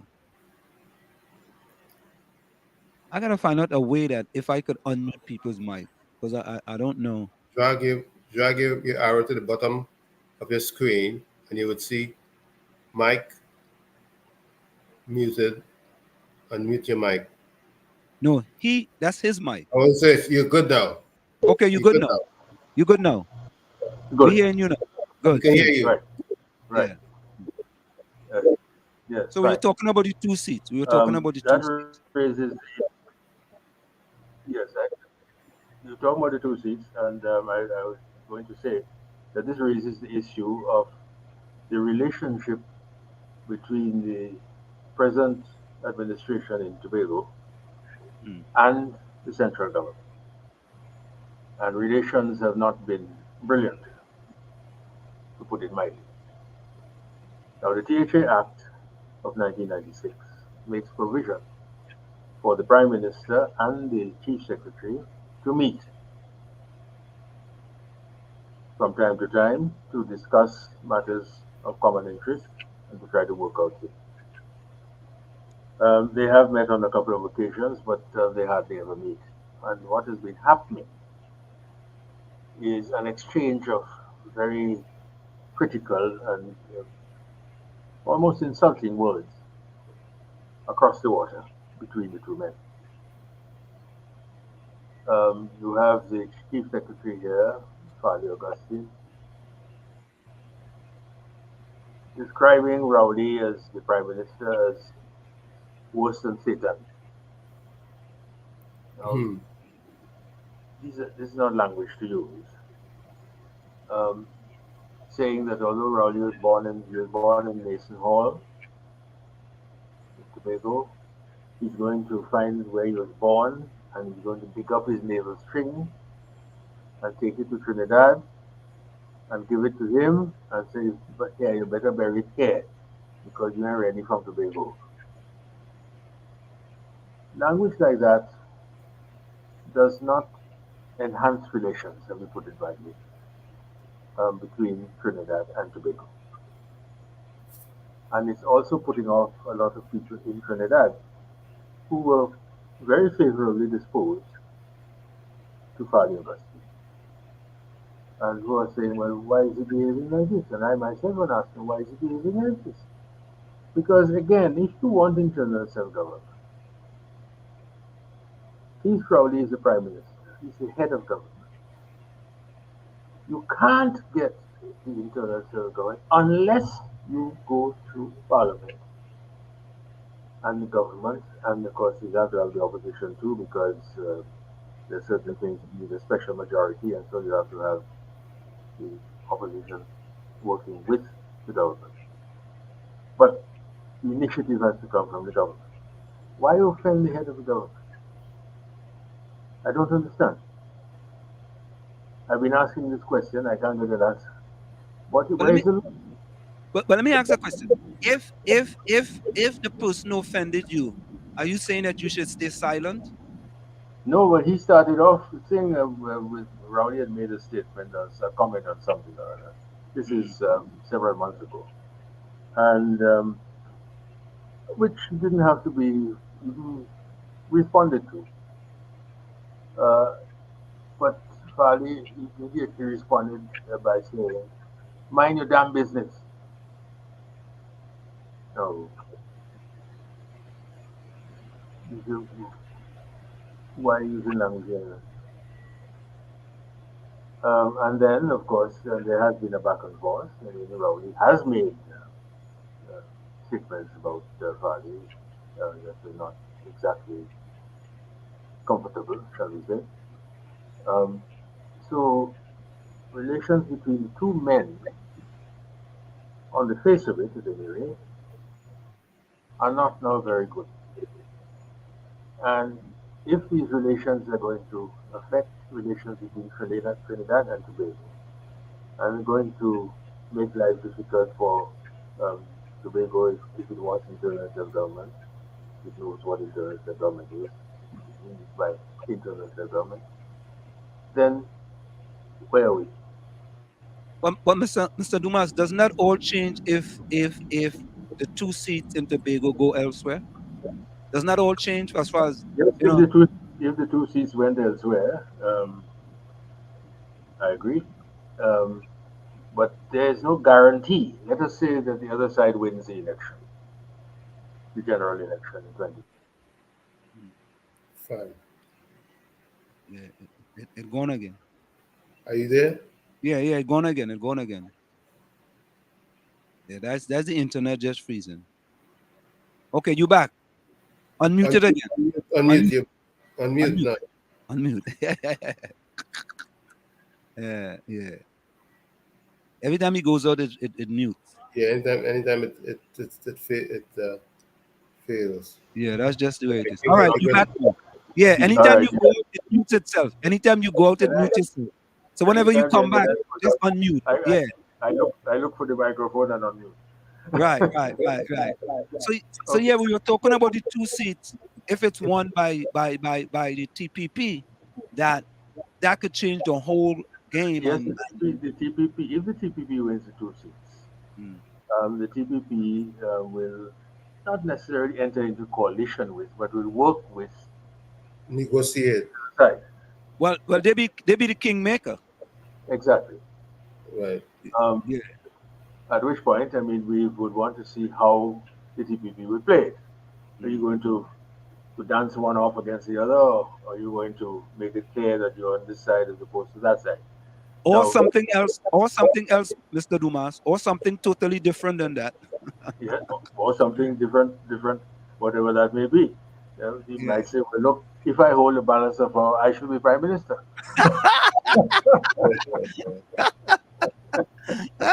there you go. There you go.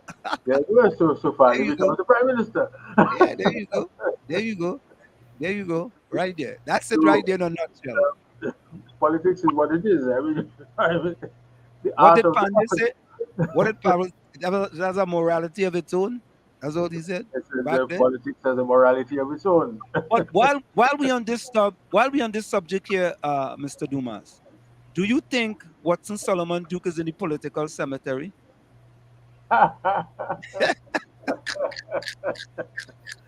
I'm not sure he's in the cemetery yet. Yeah. How close is he? How close but is he? but he must be preparing to join the funeral procession.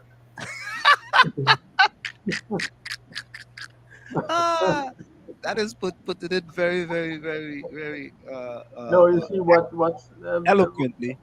Watson again, you know, to be a rabble rouser and to make all kinds of dramatic statements, etc. And there's something in today's paper, for instance. Watson says that no worker, no public worker should get less than $5,000 a month. Mhm. Now, I have no problem in principle with someone getting $5,000 a month.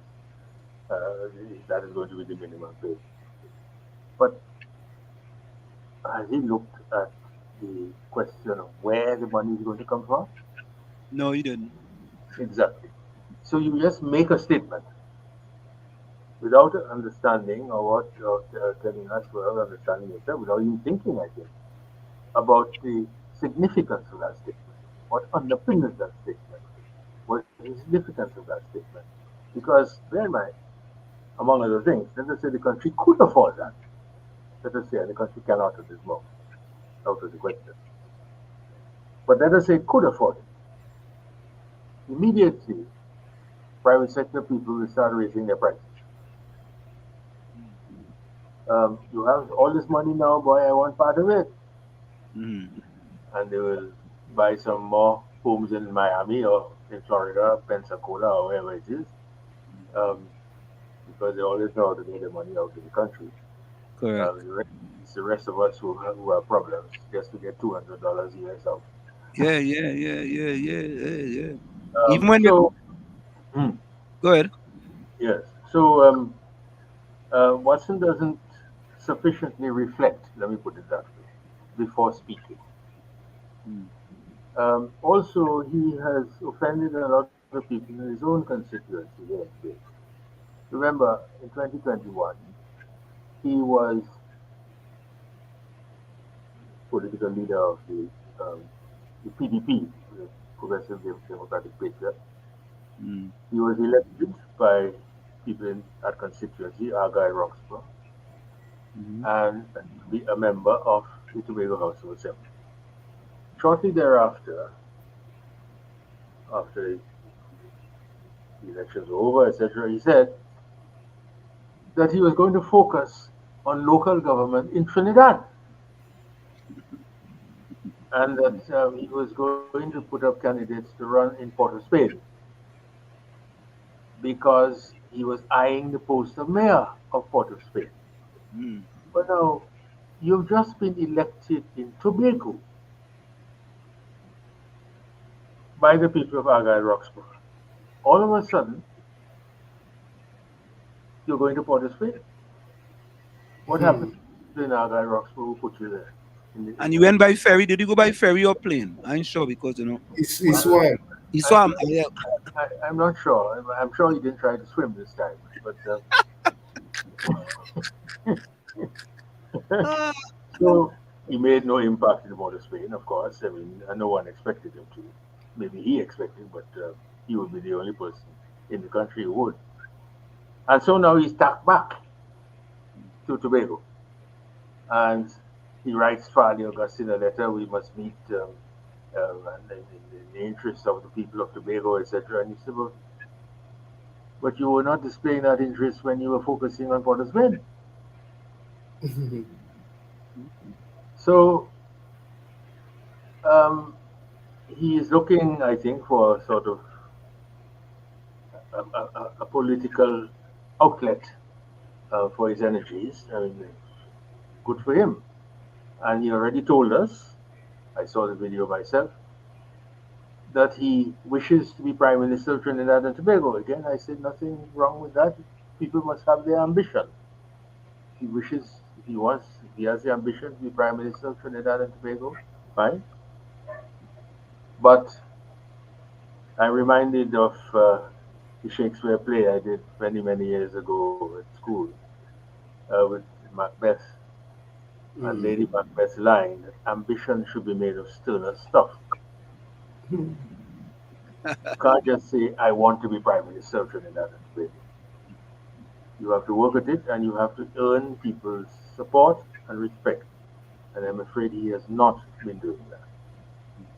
And so before you go, we're not going to keep you longer than you promised us. How about the allocation of the 2.58 billion, which was 64 million more than last year's allocation to Tobago? How do you feel about that allocation? I don't feel well at all. I don't feel good at all about it. Um, yes, I know him, but gets up and says that there was 64 million more than last year. But so what? It is still far less than Tobago needs for its development, for its socio-economic development.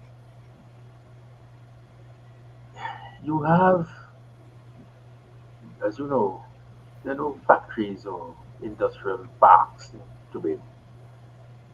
Tobago relies on the money it gets from Parliament in Trinidad and on monies it may earn from some tourist traffic, which has gone down in recent times because of COVID. 2.58 million, and of the 2.58 million, nearly 2.3 is for recurrent expenditure. Correct, That correct. is for salaries and to Mm. pay your light bill and your water bill and this kind of thing. That's not development. That's just meeting expenses that you have to meet in normal circumstances. Leaving less than 300 million for 260 million, I think it is, for development. It's not good enough. Um, and Imbert, Minister of Finance, then makes this rather condescending remark about,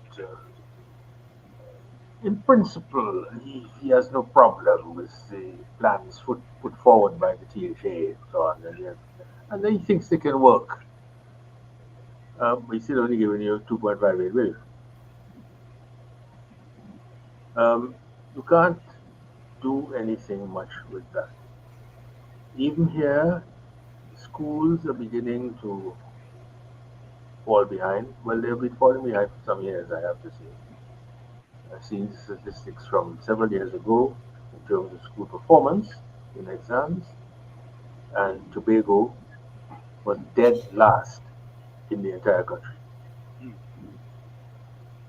Now we're having a situation in which I was reading in the paper the other day, in both Trinidad and in Tobago, you have a situation in which you have students in secondary school who cannot read and write. Yep. 42% of them scoring below 52%. Yes. How did they get into secondary school? You can't read and write. They can't read or write their own names, for God's sake. Social promotion. Yes, Correct. that's Yep. right. How? So what happens to the development of Trinidad and Tobago? Because education, as far as I'm concerned, is the key to socio-economic development in any country, not merely Trinidad and Tobago, any country. Without education, and you see the nature of education is changing. We're not talking about artificial intelligence.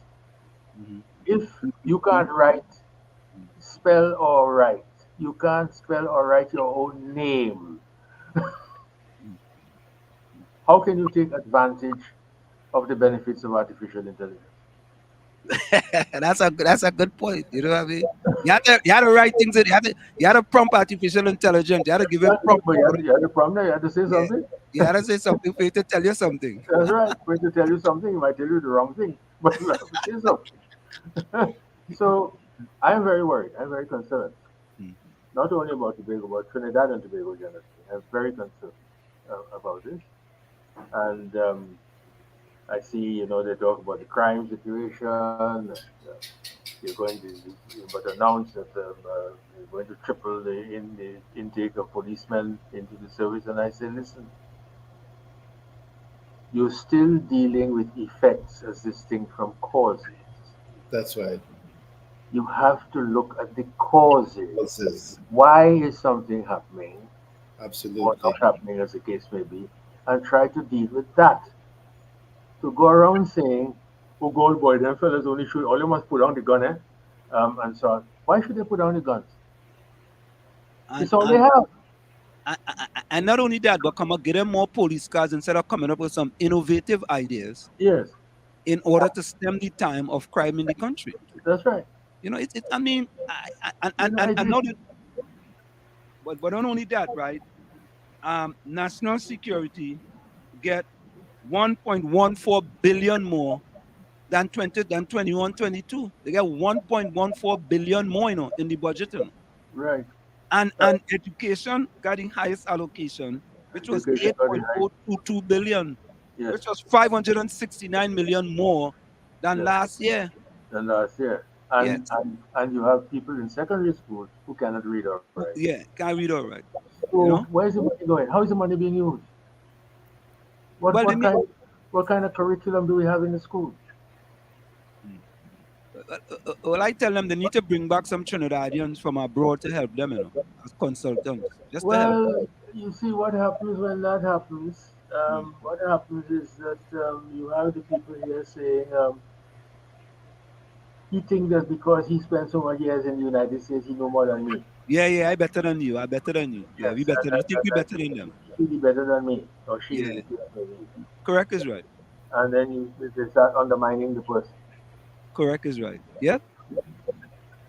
So there we are. There we are. But I am not, overall, I am not exactly ecstatic about the state of Trinidad and Tobago at the moment. And Mr. Dumas, we just want to keep you for a little minute more, because what we want to hear from you just before you go is, what are some of the ideas you believe that Tobago can implement in order to supplement the money that they are getting from central government? How they're going to bring foreign direct investment into Tobago, in order to supplement what they're getting from the central government. So give us 1 minute. We're going to go for a quick break and we'll be right back. Okay. Get right back. So, folks, it's in the village to the DAT Triplets on WZYE 95.9 FM. It's Tommy Ansem and you in the village on WZYE, and we have with us tonight Mr. Reginald Dumas. We're going to go for a quick station identification, and we'll be right back after this short message. Stick and stay. We'll be right back. You're listening to WZYE 95.9 FM. You are listening to WZYE 95.9 FM, the most influential name in Caribbean radio in the tri-state area. Broadcasting from East Orange, New Jersey, the most influential name in Caribbean radio. WZYE 95.9 FM. We are back with you. It's in the village with the DAT Triplets on WZYE 95.9 FM. We have with us tonight Mr. Reginald Dumas.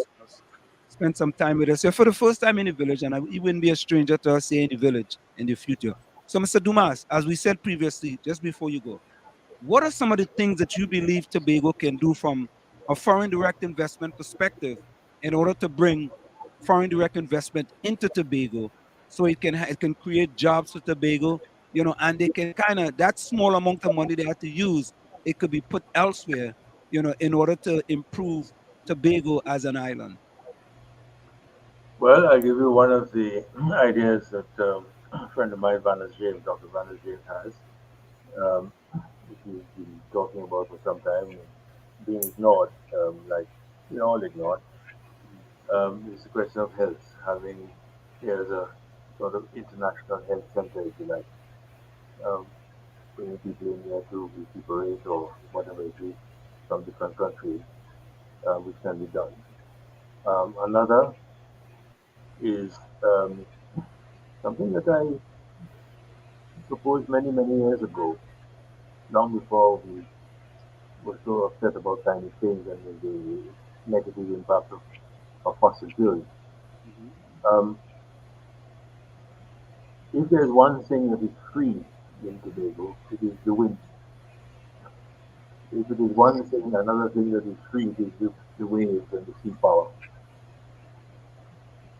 And now you have a situation in which you say, because of climate change, you want to get away from the impact of fossil fuels, and you want to make more electric cars. But with the wind that we have coming off the Atlantic, baby, and the waves that we have, say, on the eastern side of the island, we can create electricity, which will reduce our reliance on the ground cable that we get from Trinidad, but also enable us to sell electricity to others. The raw material, the wind and the wave, it costs nothing. You can set something up here, and there was a fellow from Tobago actually. His name is Sandy, I can't remember his first name. He lives in the United States, and he was the one who I met back there at the time, and we talked about it, and he had some expertise in this particular area. And I raised the matter then with the Tobago House of Assembly, because he paid no attention. Now, there is something that will provide a revenue stream, a constant revenue stream, provide jobs, and help the economy of Tobago. Because it's only 60,000 people. It's not a large place. 60,000 people is not a lot of people. Maybe a little bit more than 60 now, but it's still a small place. Very small place. We can do that, but if we're going to spend our time sort of pointing fingers at Trinidad and saying that they haven't given us enough in the budget, etc., what are we doing where self-reliance is concerned? Tobago used to be known as the breadbasket of Trinidad and Tobago. Tobago used to export vegetables like chicken, tea, and all kinds of things to Trinidad. Now, we imported everything to the extent that when the Cabo Star, the ferry vessel, broke down the other day, one was wringing their hands. And you know what amazed me in particular was that people were complaining that they couldn't get kiss bread to buy. And I said, but you have a lot of bakeries here in Tobago. Correct. You're waiting for kiss bread to come in from Trinidad. I don't buy kiss bread. I go to the bakeries here in Tobago. I get excellent bread. And now, ironically, I understand, I don't know if it's true, but I am told that KISS is advertising a new product, a new bread, which has no preservatives, because what people were saying here is that they prefer KISS bread because it has preservatives. You can leave it there, it won't go bad. And now KISS is advertising a bread without preservatives. I don't know what the average Tobago is going to do now. So we need that kind of self-reliance that we had before. We need a return of that. Instead of only constantly looking at Trinidad, cussing Trinidad and saying they do this and they do that and maybe it's not money, etc., etc. What is Tobago doing for itself? And look at the world around. You can have an artificial intelligence center, for instance. I don't know. But certainly the use of electricity creation, generation of electricity for use in cars, etc., that we can do and haven't done. You know, Mr. Dumas, I have to be honest with you. You know, since we've been interviewing people in Trinidad, you're the first person I ever talk about artificial intelligence. You know? Like, you know, you're way ahead of the game, you know. yeah. No, you have to be doing homework, man. I hear you mentioning artificial intelligence about 4 to 5 times. Right? so you I mean you're ahead of the curve. You understand? That's why they say age is just a number, you know. Well, it's all around. So if people are talking What about is, it, good for what them. is what is sad is that a gentleman with so many ideas aren't being men like you aren't being tapped to any Well, field. what to do? I can't force myself in if I'm asked to come and speak. When they first came in, shortly thereafter, they had meetings with secretaries and the administrators, and they did ask me at that point, if you okay, come and meet with the administrators and to meet with the secretaries, which I did. I think I met twice with the secretaries, and I met with the administrators. And my proposal was that, look, I've given you some idea of how I think you should behave in your respective departments and divisions. Um, Let us meet again in, say, 3 months' time after you've settled in a bit and see how things have gone and try to straighten things up. I was not invited again. Wow. Be patient. Be patient. You seem like a man with a lot of patience. I can tell you're very patient. I think you're more patient than Port of Spain General Hospital.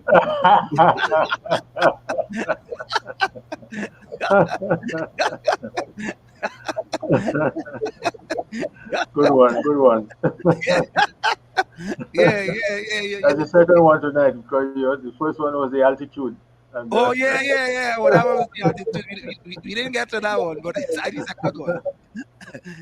I mean, Mr. Dumas, we want to thank you so very kindly for joining us, man. We want, we're going to stay in contact with each other. We're going to bring you back as things happen in order for us to have these kind of discussion, because this is the type of discussion we like to have here in the village. We like to have discussion that at least when you leave, people will have gotten some brain food. You know, we didn't want Yes, to get, back and out on confusion as part of the thing, eh? But we yes. want people to get some brain food from the discussions when we bring people in here. So and any it's closing? Go ahead, Tommy. and it's clear you have a lot of solutions for a lot of the challenges and problems that we face in this country. Yeah. Well, I try. I've been around long enough. The man was a PS to the Prime Minister, I know normal PS, That's not a normal PS. That's not normal. Normal. That's not a normal PS. That's a novel piece. Yeah, that's not a normal PS. There are normal PS, and then there's normal. That's a higher Okay. version of normal. All right, I understand. So any closing words before you go? No, thank you very much. This was very nice, and if I can be of any assistance in the future, let me know. Okay, thank you so much. We appreciate it. Okay. All right. Thank you and good night, sir. Okay. Bye-bye.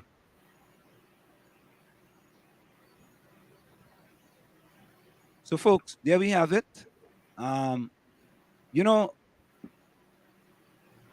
Walton Walker said he ain't tongue too long. Jokey. But yeah. That's true, We better play that for Walton, boy. I think what has to happen is that you have to take people and take whatever good you could get out of them and utilize that. You may not be able to take all 100% of what they're given, but take what you think. I mean, the man mentioned artificial intelligence about 4 or 5 times, Tommy. Yep. 4 or 5 times, Yep. And he has ideas. He has a wealth of ideas. I know, joke. Huh? I would really like to hear his opinion on a plan to eradicate poverty in Trinidad and Tobago. Next time we bring him back, we go talk about that. You know what? We go get economists in just to talk about that. Yeah. Strictly talk about that. Yeah. Denise, welcome. That's all we want to talk about. We want to talk strictly about that. Solution to some of the pressing issues. So as they say that, let me give you guys some of the solutions that 5 innovative ideas to bring foreign direct investment in Tobago. 1, create a dedicated investment promotion agency for Tobago. This agency will be responsible for attracting and supporting foreign investors. It will work to promote Tobago's investment potential, identify and target potential investors, and provide them with the assistance they need to invest in Tobago. I think they should start that right away. right away. Secondly, they can offer tax incentives and other financial incentives to foreign investors. I don't know if they could offer any foreign financial incentives, but Tobago can offer tax breaks, investment grants, and other financial incentives to foreign investors to make it more attractive to invest in the island. It will be kind of difficult for them at this point in time with respect to financial incentives. They can develop targeted investment promotion programs. Tobago can develop targeted investment promotion campaigns to attract foreign investors in specific sectors such as tourism, manufacturing, and technology. That will be something easy to do. Create a one-stop shop for foreign investors. Tobago can create a one-stop shop where foreign investors can get all the information and assistance they need to invest in the island. This will include information and investment opportunities, government regulation, and the business environment. They can work with the private sector to attract foreign investment.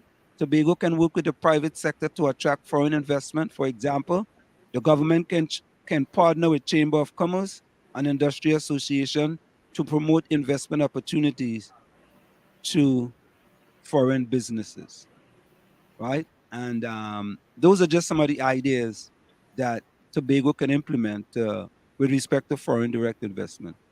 So we don't just come here and run remote. We also bring solutions as well. You know what my concerns are? How does and how come the central government ties the hands of Tobago in so many respects?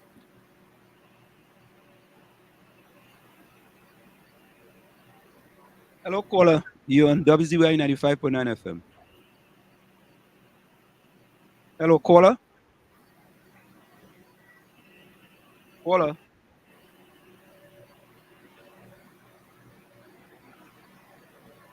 Okay. Not there. Yeah, like I was saying. Yeah, go ahead. There's so much that they have to go through the central government. Hold a minute. Hello, caller. You're on WZYE 95.9 FM. Hello.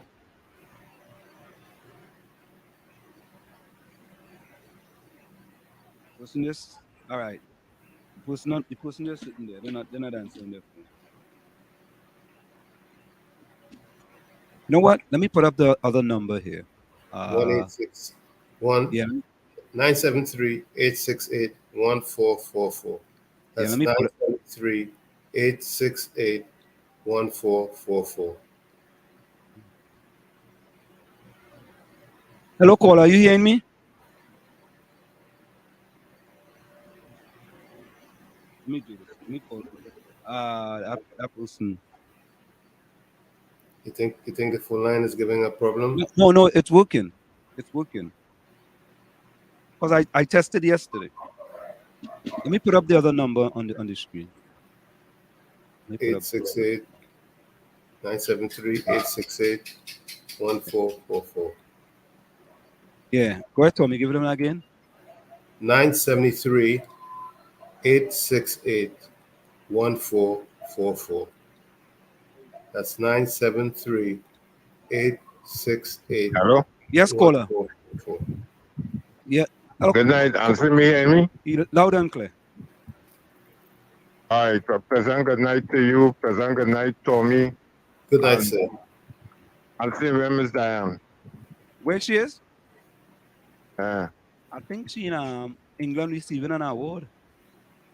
And if she finished. Oh, so she get all kind of. Okay. She get a big award and thing, and she on a big vacation. You know what I mean? Well, and same guys were calling about it.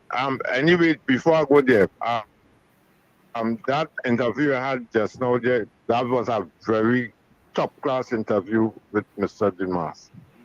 I know about that man from growing up, and it was good to know that he's still around, that you could have some that interview with him. Sometimes I'm missing out the gist for what he's saying because he like coming and going, but he's still on point with the submission that he's making. I'm glad you had that interview with him. No, it's excellent, absolutely excellent. Yeah, that was excellent. But Anselm, I saw recently, these days I don't get to be in on your program, and I start to like, view the rerun. But I saw there you had up something where Miss Diane got some big thing in England. Yeah. And I was reading the paper sometime today or on Facebook or somewhere, and I saw where another person from Trinidad even captured something from BBC in England also.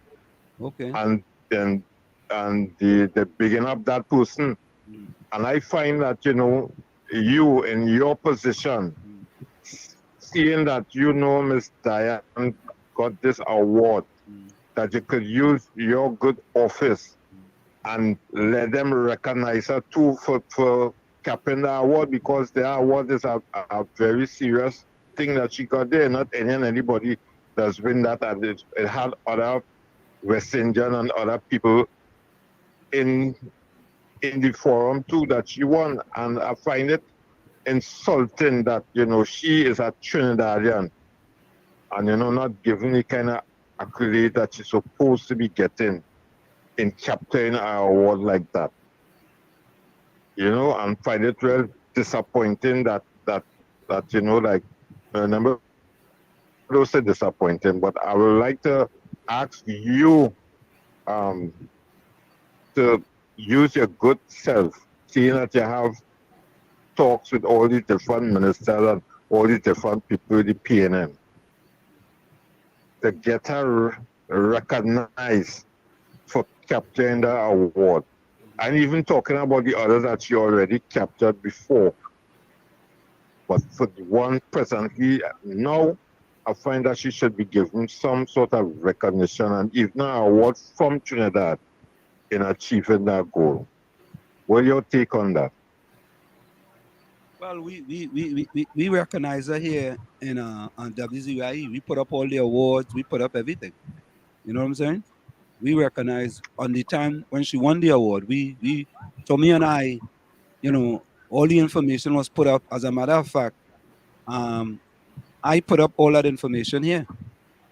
You know what I'm saying? Yeah. So we recognize well, and the people in the chat all had sent her a lot of congratulations. Yeah. Well, I will also like to send my congratulations to her too. But what I'm trying to get across to you, putting it up is all well and good. But I would like it to go further. Take it to a different level. Because we don't seldom have people like this emerging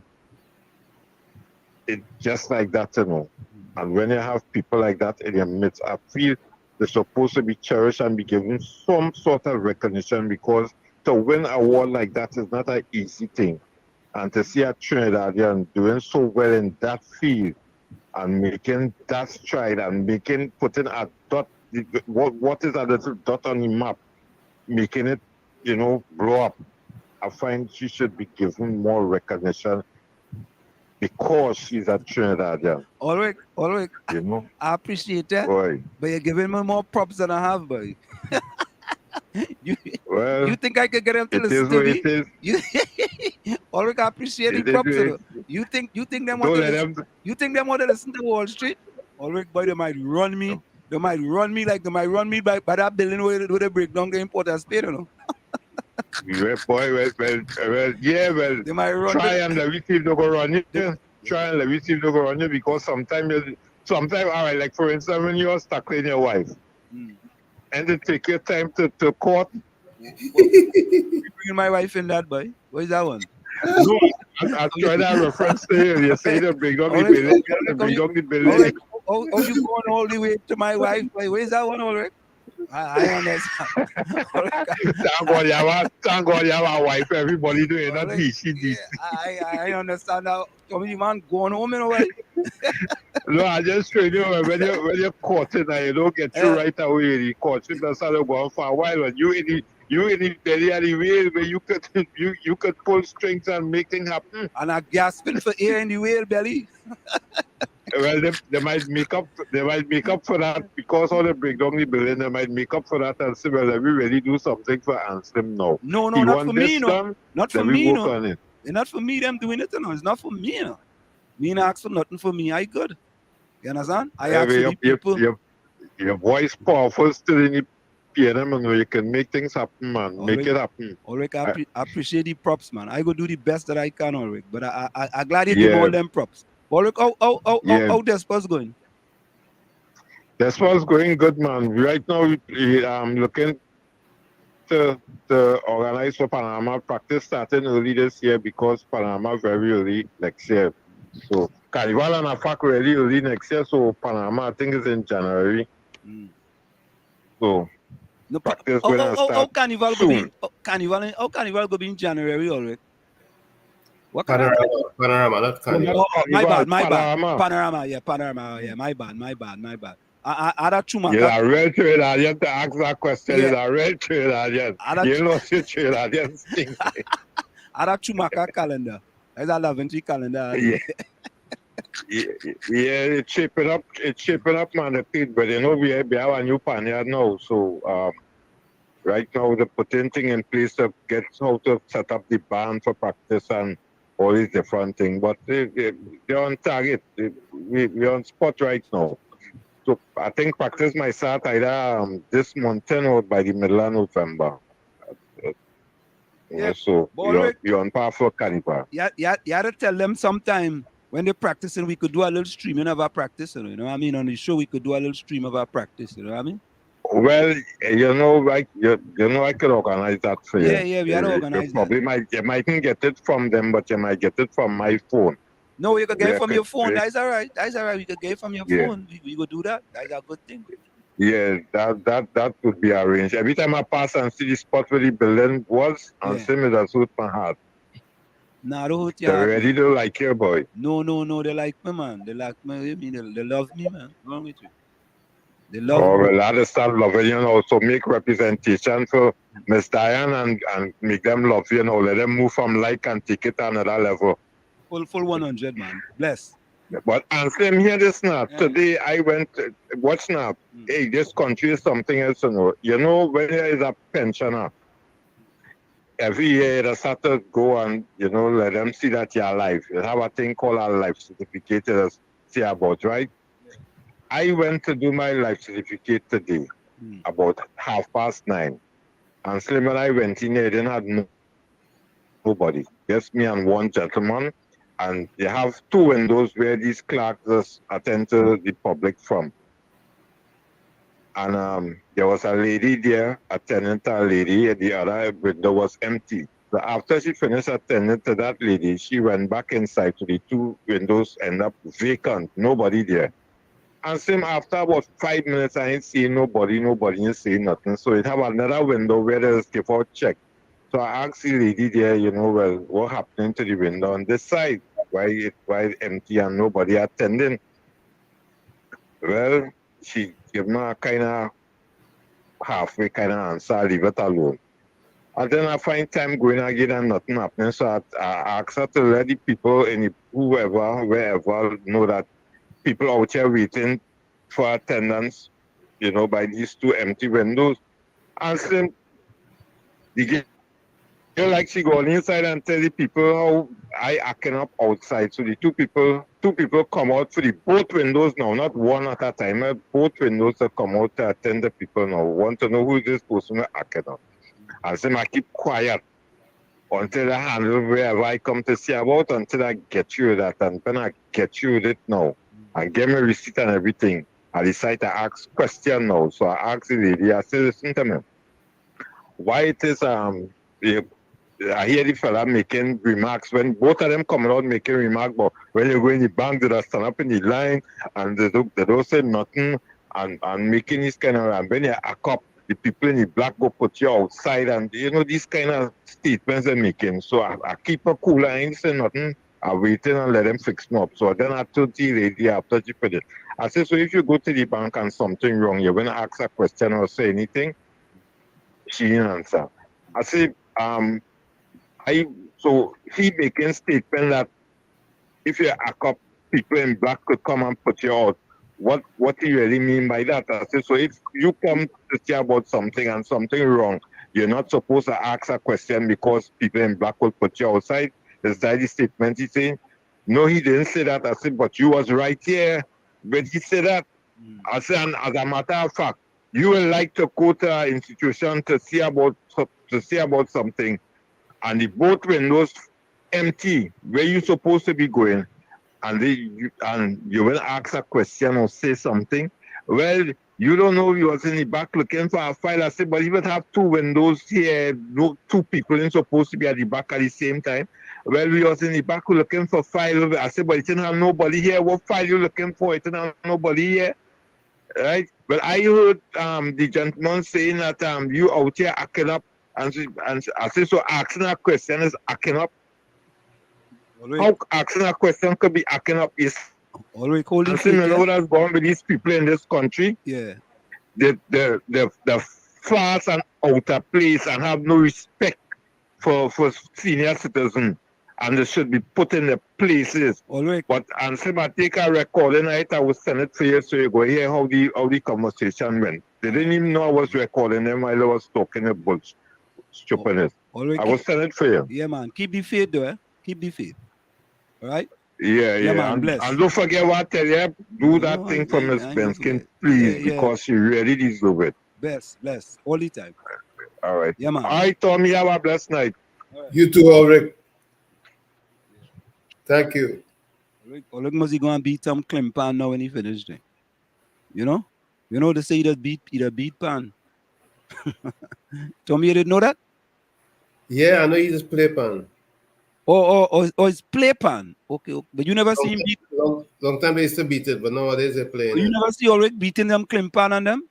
Yeah, I remember he had the ping pong setup. Yeah. Ulrich wanted that Klimpan from 1960 and thing, but I think he plays regular Pan too.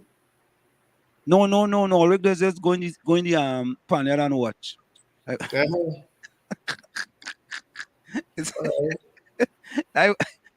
was here, so all the don't tell Ulrich I see. I hear he's a regular in the panyard, and everybody know Ulrich. That's what they told me. Yeah. So Tommy, the big question was the 60 to 65 pension. So we will get some answers on that, right? Yep. We'll get some answers on that, definitely. Well, at least now we know that with the NIS, that it isn't written in stone. It's still up for discussion and consultation. That means that what we were thinking that it was done is not really done. It's not over and done with. Well, Tommy, the TTPS say they are committed to improvement. Let's take a listen to this. The Trinidad and Tobago Police Service says while the detection rate is not where it should be, it continues to employ strategies to tackle crime and hold those responsible accountable. Head of the Homicide Bureau of Investigation, Senior Superintendent Rishi Singh, said the TTPS has solved 79 homicides for the year out of 454 murders. He said while this is not a significant achievement, the police service remains committed to improving the detection rate in all divisions. We would have noticed a small reduction in actual violent crimes of about 3.5%. Again, this is not something that we are very, very happy for. However, it gives a bit of comfort in the context of being an indicator as to whether the strategies that we have implemented are at all impacting. He said Region 2, which includes the Northeastern, Northern, North Central and Eastern divisions, continue to be the most impacted with 221 homicides and a detection rate of just 12.2%. Northern North, that is, with 73 homicides for the year, followed by Northeastern with 62 and North Central with 59. And that demonstrates that Region 2, which largely covers the east-west corridor from Morva Junction all the way to Arima, remains our most vulnerable space in relation to homicide. So I don't know, but the math's not maths, you know. Tommy, a 17% detection rate Is it that high, or did he say 12? No, because you had to take the average of all of them. He said 12 was for one area. But it was 79 by 450. Right? Out of 450, it's only 79. 79. 79. Yeah. It's really frightening.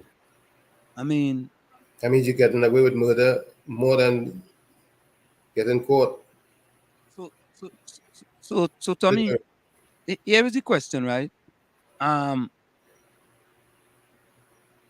was looking to see a little more innovative ideas coming from the budget, right? Innovative ideas with respect to national security. And I really didn't see any. Spend more money. That's it. And you just said the nail on the proverbial head. Spend more money. You're gonna hire 1,000 officers, and that's it. Instead of 300, you're gonna hire 1,000 every year. Yeah, and what about the ones we still have there who are a little different? Let me see this. I got a voice note here. Let me see this voice note. Hold on.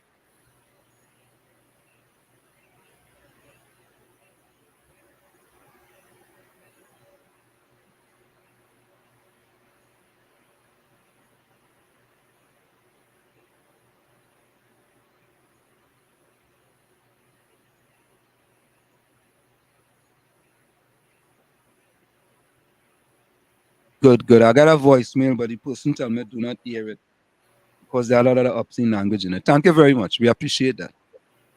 Yeah, you didn't want me to hear it because they have a lot of So Tommy, the big question is that we have an increase in the allocation to the national security. And that's a crime solution, I guess. Oh God, Tommy. Why are you calling that a crime solution?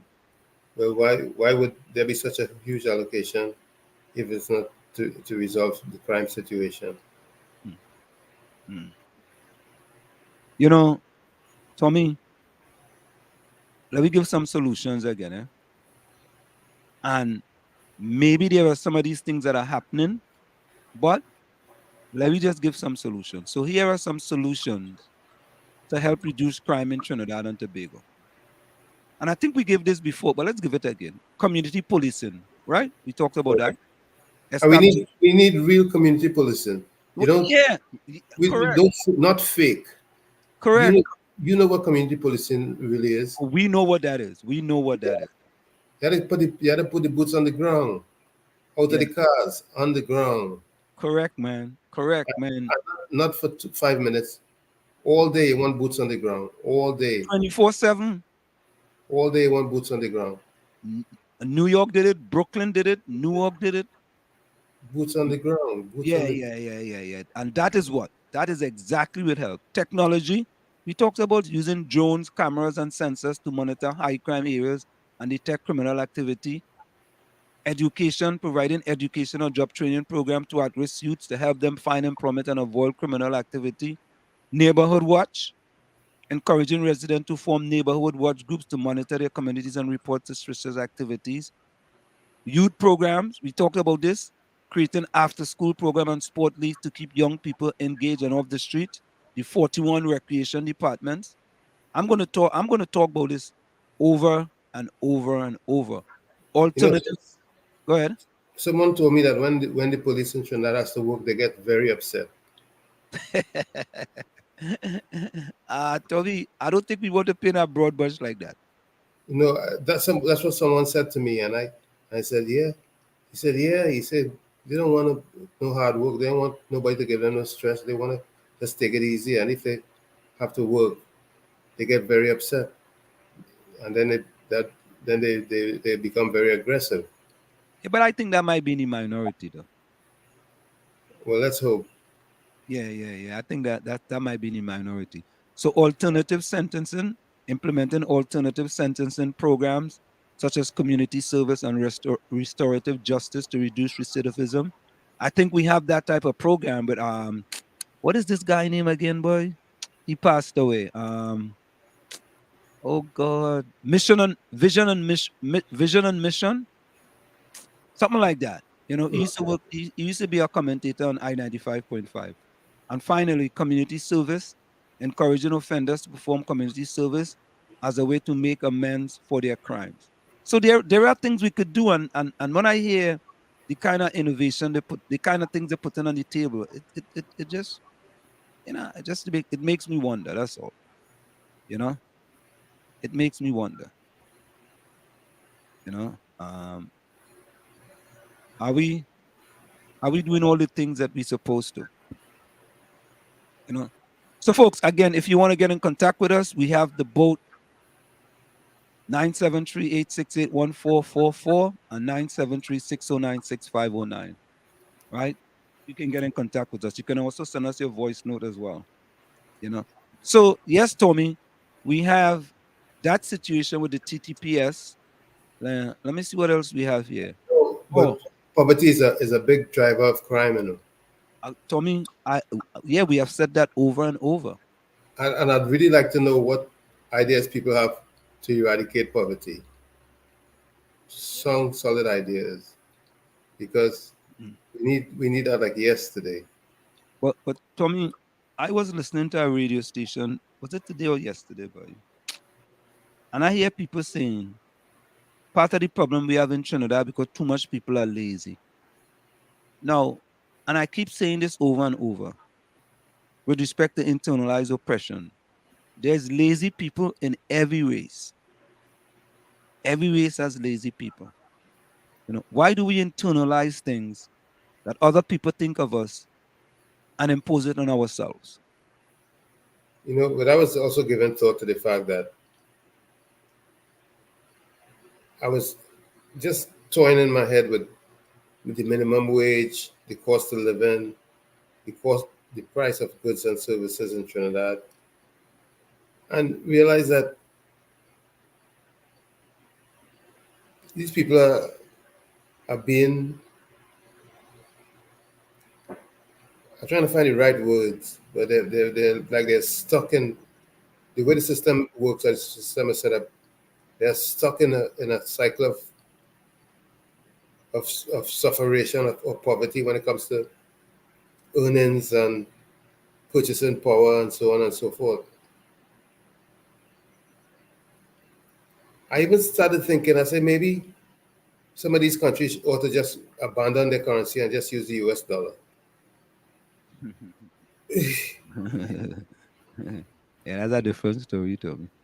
I mean, my head like sometimes just goes off thinking, what is sensible? What makes good sense? What are these currencies that we have good for when you can't purchase anything with it? Or not too much anyway. Yeah. Judy says, stop living above your means. Stop running competition with others. That's a good way to take down the poverty. Okay. But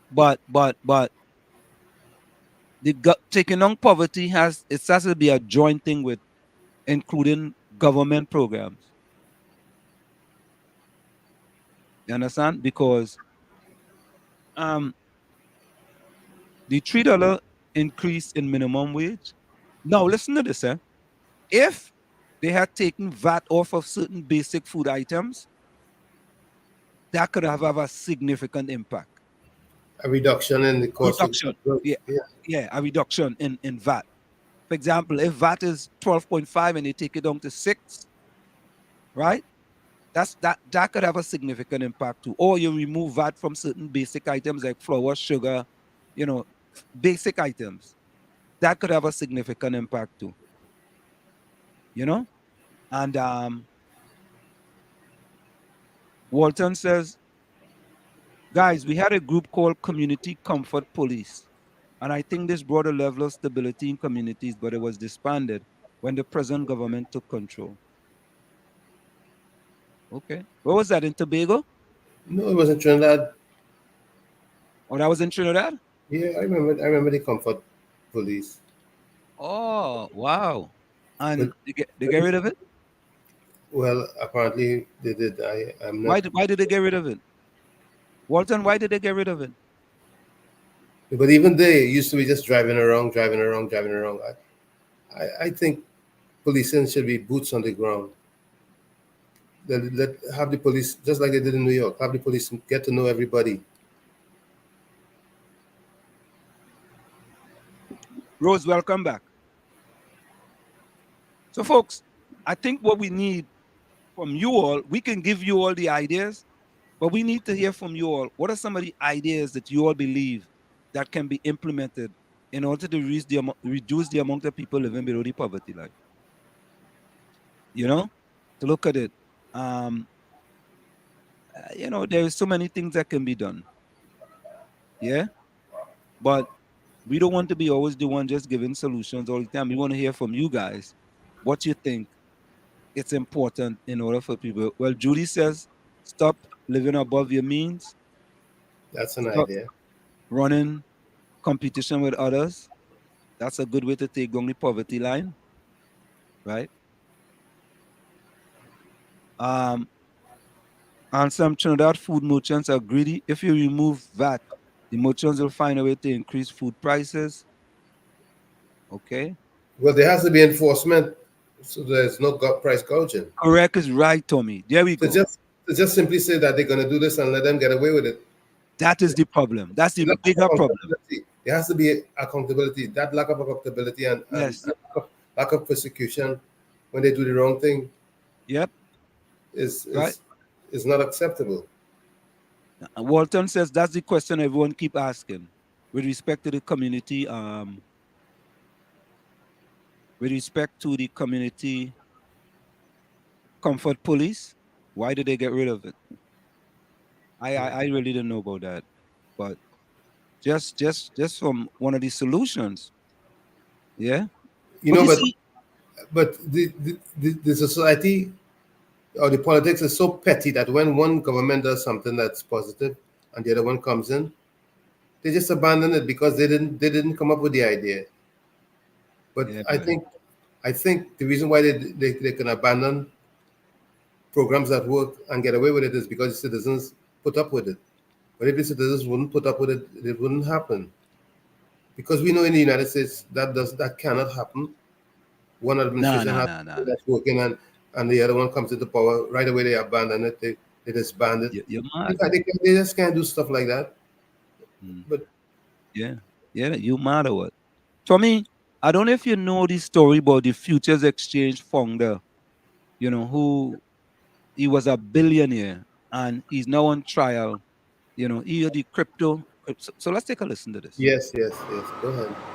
The parents of disgraced FTX founder Sam Bankman-Fried arrived for the second day of his trial in Manhattan Wednesday, where lawyers and prosecutors clashed over the question of why their son's exchange collapsed, due to massive fraud or whether he simply made mistakes.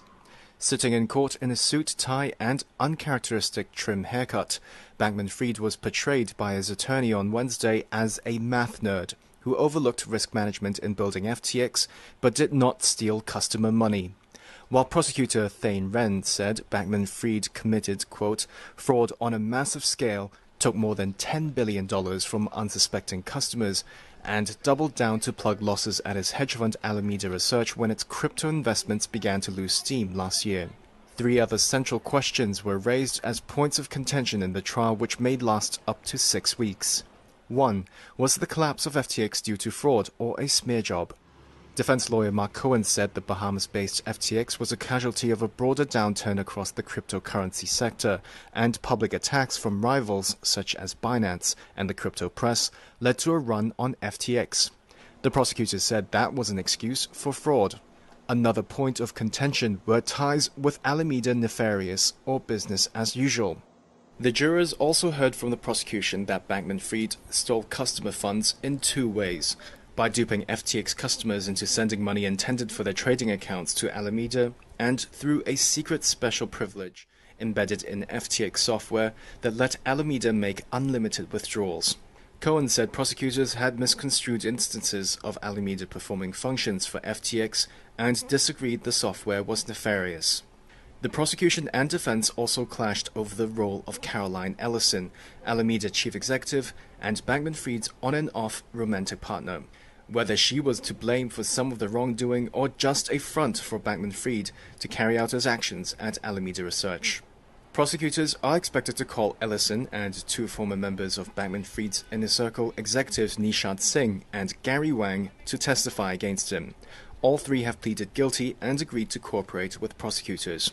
Jurors can expect to hear from Wang by the end of the week.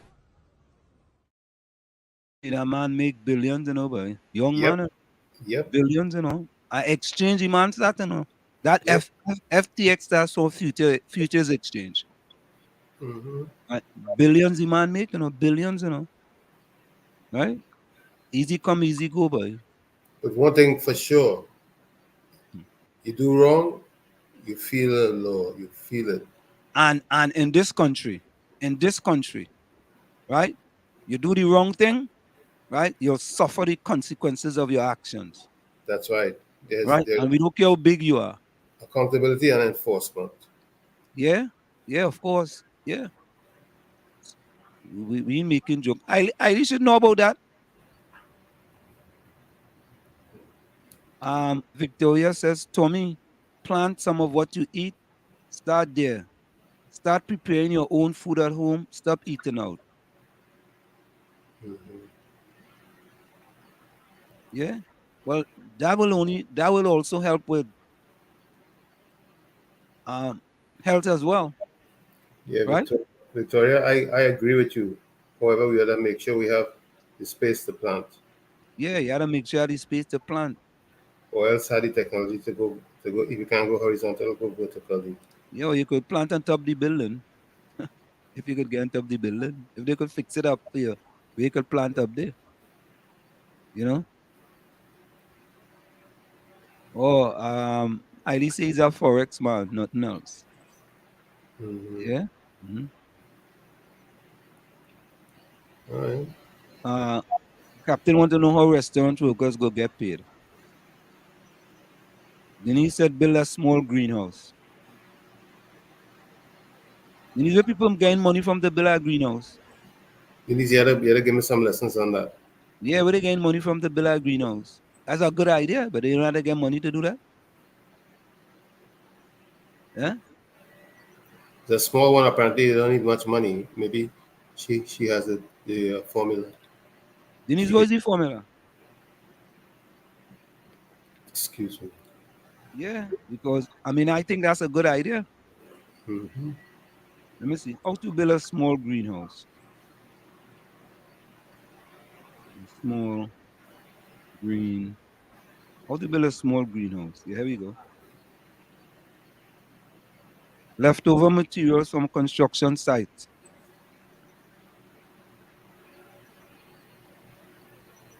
$100 subsidized by government walls. What are you talking about? 100%? Yeah, subsidized by government. What are you talking about? Maybe the greenhouse. Okay. But it takes a lot to build a greenhouse, man. Choose a location, select a design, gather materials, build the frame, cover the frame, add ventilation, add shelving and other features. What? Denise, I plenty work by. Ulrich say, PNM wicked, raising pensioners age to 65, they're going backwards. But you didn't hear what Mr. Dumas said. He said it's not written in stone yet. It's still under discussion. Yeah. And what we realize that 65 could be optional. But Tommy, there's a phenomenon across the world that many countries are raising the retirement age. Yeah, because the baby boomers are maturing and they're living longer. And Tommy, we hear the same story with Social Security that they're going to run out of money just now. That's right. They've been talking about that over and over and over and over. Yeah, it's reality. We got to realize that remember some of our parents had 10, 12, 9, 8, 7, 15 children, and now all those children are becoming seniors. Mm-hmm. And those, even though, and those children only having 2 children, some of them having 1.5. Captain Singh says trade house under agriculture 100% subsidized by government walls. Well, in this country, agriculture is one of the highest subsidized industry in this country, That's right. right? And in many countries across the world, right? Denise G says organize a community coup and share the material resources and sweat equity. All right, all right, yeah. Victoria says consumers the powers to how much to pay for something. Sometimes there's price differences right on the same street. You know, Tommy, next week, Saturday, I'm going to show you guys something regarding prices. They did a study in Massachusetts about what prices groceries sell in suburban America as opposed to urban America. Tommy, Oh, yeah. what do you think the result was, Tommy? I'm going to show that next. Oh, I know. I know in the suburbs the prices are always much more reasonable than in the urban areas. So that's interesting, you know, Tommy. Has always been that's why people in the urban areas in the United States will drive into the suburban areas just to And shop. buy. Yeah, correct. Yeah, that's And and Tommy, do you see why that more people be living below the poverty line from the urban areas? yeah, because the price of cost of living is high in the urban areas. Correct is right. Correct is right. The price of living is higher. And when they ask it was Stop and Shop. When they ask them, how come? They say, well, you know, in the urban areas, rent is higher, some employees get paid higher, all kind of excuse. Yeah, and they get to make allowance for larceny and all of this. Yeah. I don't know how rent could be higher in urban district as opposed to suburban district. I thought rent was higher in the suburbs, right? Well, like New York City, for example, Mm. rents are astronomical. Yeah, but Tommy, if you compare rent in South Orange to East Orange, you know, rent way, I'm talking about residential, eh? Yeah, Rent, well, rent's way high in South Orange. yeah, way higher. You can't compare, you know. Um, I want to know if Blue Band is made in Trinidad. I don't know. I think it is. Somebody has to inform us. Let me see. Is Blue Band made in Trinidad? Is Blue Band margarine made in Trinidad? Trinidad. I wonder if they're gonna know what Blue Band is, boy. Well, hey, it's Google, and everything is in there. Yeah. Everything is in the cloud. Okay, so it says Blue Band margarine is a brand of margarine that's available in Trinidad and Tobago. However, it is not clear where it's manufactured in Trinidad and Tobago or imported from other countries. Unilever Caribbean Limited, the company that produces Blue Band margarine, has announced that it will end local production and manufacturing of spread products such as Blue Band butter and Flora. Do they still manufacture Blue Band in Trinidad? Well, if Unilever has a operation in Trinidad, I see. But I thought Unilever had pack up and go. They No? left.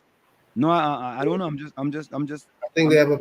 I think I saw. I don't know if it still is. I saw they had a facility on the highway going from the South Solomon Hotel. Yeah, there was a news story in the news day. Unilever set to end local production in July. Food and Okay. House Care Manufacturer Unilever Caribbean Limited announced that come July, that's 2022, production and manufacturing of spread products such as Blue Band, butter, and Flora could come to an end. Wow. So that means they did. Yeah, in a release on Tuesday, Unilever explained that following the sale of its spread business internationally, it entered into a supply agreement with a third party. That agreement will end on July 31st. This is 2022. The release said at the end of the agreement, production of these brands will cease in TT. You hear? Yeah. Yeah. So But isn't Unilever the same Lever brothers that morphed into Unilever? I'm not sure. So did Unilever So is Unilever and Lever Brothers the same? Let me see that. Unilever and Lever Brothers. Lever Brothers the same. There we go. Here we go here.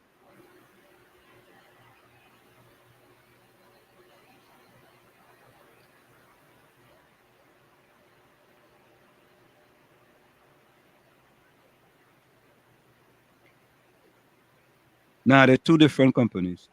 Okay. Lever Brothers was a British manufacturing company founded in 1885 by two brothers.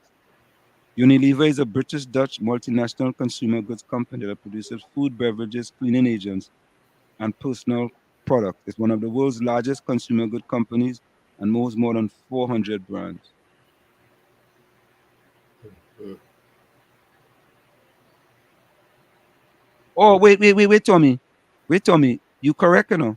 Lever Brothers merged with Margarine Uni to form Unilever in 1929. Okay. But Tommy, that's kind of way back, man. All right. Yeah, that's what it is. Yep. Because both of them are British companies. Mm-hmm. Yeah. All right. All right. So, folks, put closing comments in the chat. Captain, Denise, Victoria, Nadia, Rose, I said Victoria, Hailey, Rennie Mohammed, Ulrich, if you're still there, Walton, if you're still there, Judy, if you're still there, Troy Smith, Miss Coover, good night. If you're still there, Miss Coover, Judy, what Captain was commenting like crazy tonight, but me and Jean, if you're still there, Passad, if you're still there, Margaret, if you're still there,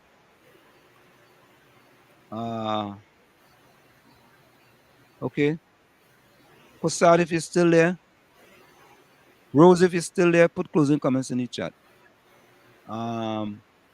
Okay, folks, we're gonna go for a quick station identification. Stick and stay. We'll be right back after this message. Okay, I gotta get out of here. Gotta go back over here. Okay, there we go. It's Ansem, Tommy, and you in the village on WZYE 95.9 FM. You're listening to WZYE 95.9 FM. You are listening to WZYE 95.9 FM, the most influential name in Caribbean radio in the tri-state area. Broadcasting from East Orange, New Jersey, the most influential name in Caribbean radio, WZYE 95.9 FM. Could use in the village with the DAT Triplets on WZYE 95.9 FM. We come to every Tuesday, Thursday, and Saturday from 7 to 10 p.m. That's Tuesday and Thursday and Saturday from 7 to 10 p.m. What? I've seen some comments here. What? Okay. Why? I didn't even read these, boy. Denise G says, we also have to be mindful as we open and invite investors in if what they will want expect in return, especially as it involves giving up a percent of the island's business. Judy says Tobago can create a place for seniors, a second home for Americans and European citizens. That's not a bad idea. That's a good idea. Have some bright listeners, you know. Yeah. Victoria says, Ansem, all of your ideas are great. I think they do need to go back to the land and start freeing themselves. For me, that is how things are. So the energy is to start adjusting things step by step. Ms. Coover, good night. She said good night to Hailey, Rose, Joan, Diane, Tommy, Lana, to Keisha, all the rest in the village, Oprah. Yeah?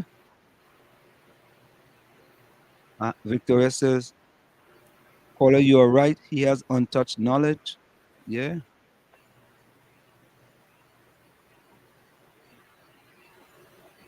Right? He said that.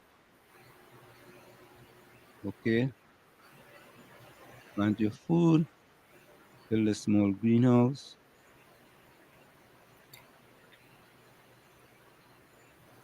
Denise said, but I thought It was already $865 to get the pension grant of $3,500. That's the pension grant, Denise, versus the NIS. NIS. NIS, yeah. Two different sources we're talking about. Yeah. That's the old age pension, 3,500, right? Right, versus the NIS, which I think is 3,000 is the max on that, if I'm not mistaken, a month. Okay. Where does the US get their war budget? Victoria said, Denise, yes, but if you're getting NIS, you do not get 3,500 as old age pension. But wait. What is the number for NIS? It's based on how much money you put into the into the fund, right? If you put enough contributions, you get a check for $3,000 a month. That's what I think. Okay. And if you're getting $3,000 a month, they may, and you may not get 3,500 for old age pension. Maybe you get another 3,000. I don't know. Somebody need to educate us on that. Victoria said community planting. That's a good idea too, community planting. I think margarine was made by who did I say was made by, Tommy? Unilever. Unilever. Unilever. Yeah. Same Lever Brothers. Yeah. Look, Captain Woman come down to Caroni. I hear Captain about 55 acres down there, 55, Oh yeah? Yeah. Your father get plenty land from the government. You know what I mean? Agriculture land. Great guest tonight. Bring him back. So we could increase our cerebral fortitude and tap into his arsenal of strategic solutions. Yep. Yes, Denise. Yeah, but me and Jean been saying some good things about me lately, boy. Closing comments. Brilliant interview. Mr. Dumas continued very astute and intelligent. Yeah, he felt good. Mm-hmm.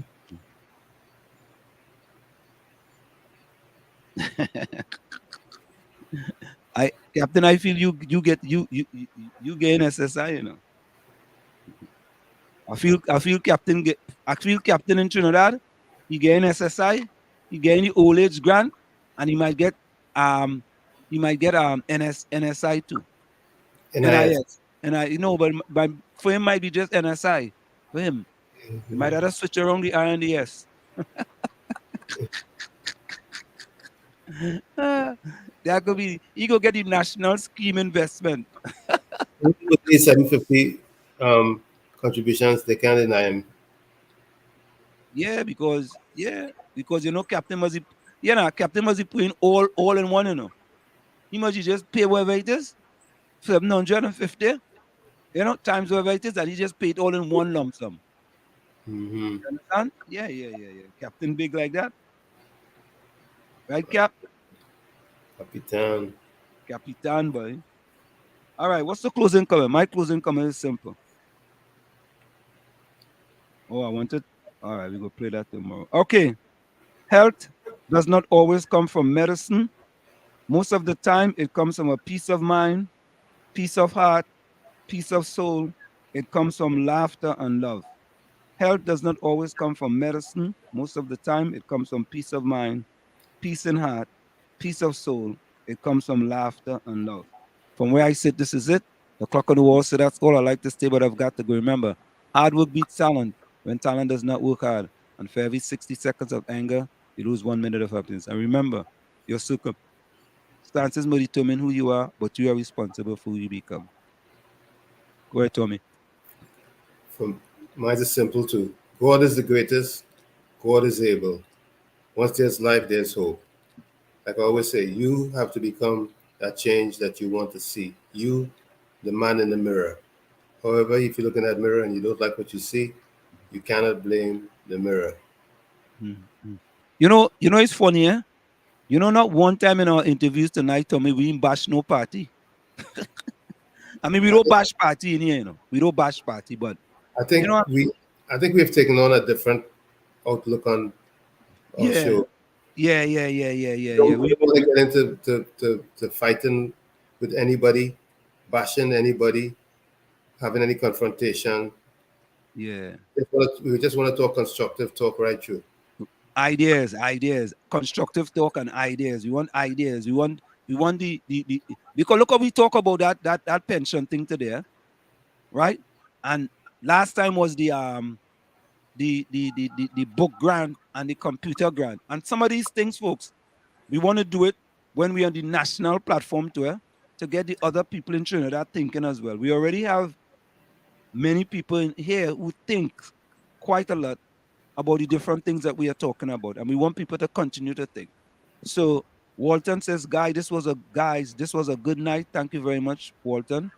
Yeah, you see, Captain make 751 contribution were at one time. And you see what I tell you? The man getting pension too. Captain, be careful, you know, because you're getting SSI and getting pension too. All right. Watch yourself, Cap. Ulrich says you could fool some people sometimes, but you cannot fool all the people all the time. Let us be sensible fools and let them pay them. Oh God, Ulrich. Ulrich not easy, boy. I wonder which party Ulrich does support, boy. Ulrich, it doesn't matter. I feel Ulrich is a pep though. Denise G says you get NIS at age 60 and you have to meet the requirement number of work credits to get a monthly amount. If not, you get a lump sum. That's right. Okay.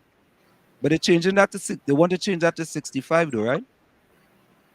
That's the discussion. The discussion is to make it 65 before you can retire. But that's academic because the government have the majority in the parliament. So yeah. I mean but like Mr. Dumas said, the discussion is still up in the air as to how it's going to be done. And like we are saying that it should be not hard and fast 65, but you should have options 60, one amount, 62, one amount, 65, another amount. If you want to go 67, a higher amount. Yeah, I think we're going to put that in the national space on Monday. You know, when we talk on Sunday, let's talk politics. We want to talk about that. We want to talk about two things that we already discussed here. We want to talk about that book grant and that computer. I think those are important. And we want to talk about the solutions with respect to moving the age from 60 to 65. And what are some of the options that the government can put in place, you know, that you don't penalize, you penalize someone, but they still are able to take the grant, the NIS if they want to take it earlier, but they're going to lose some money. Right. You know? Yeah. Mm-hmm.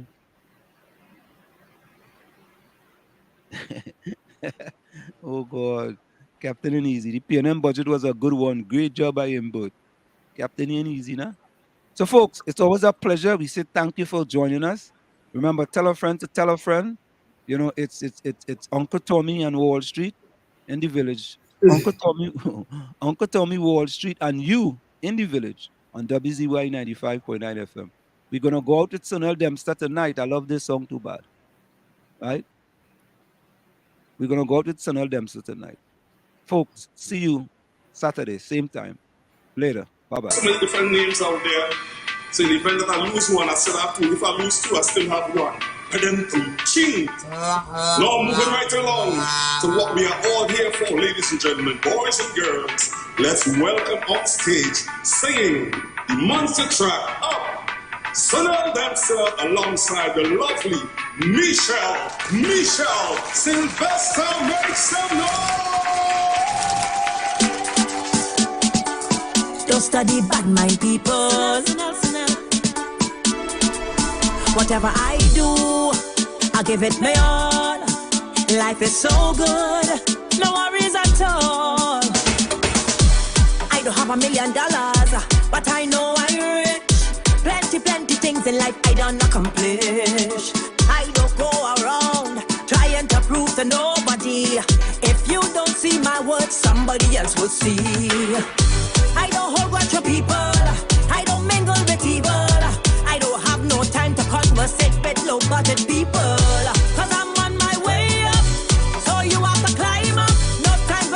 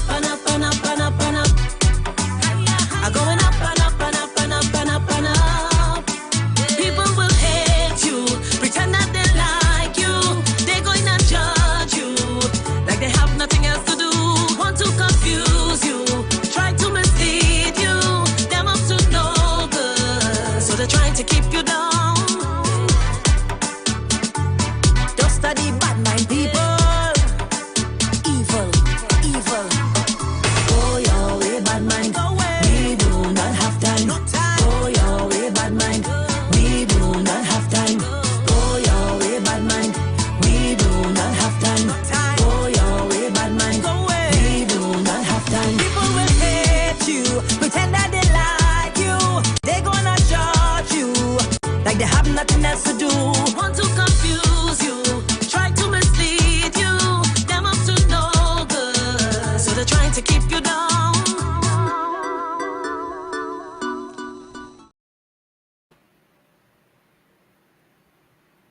Good song.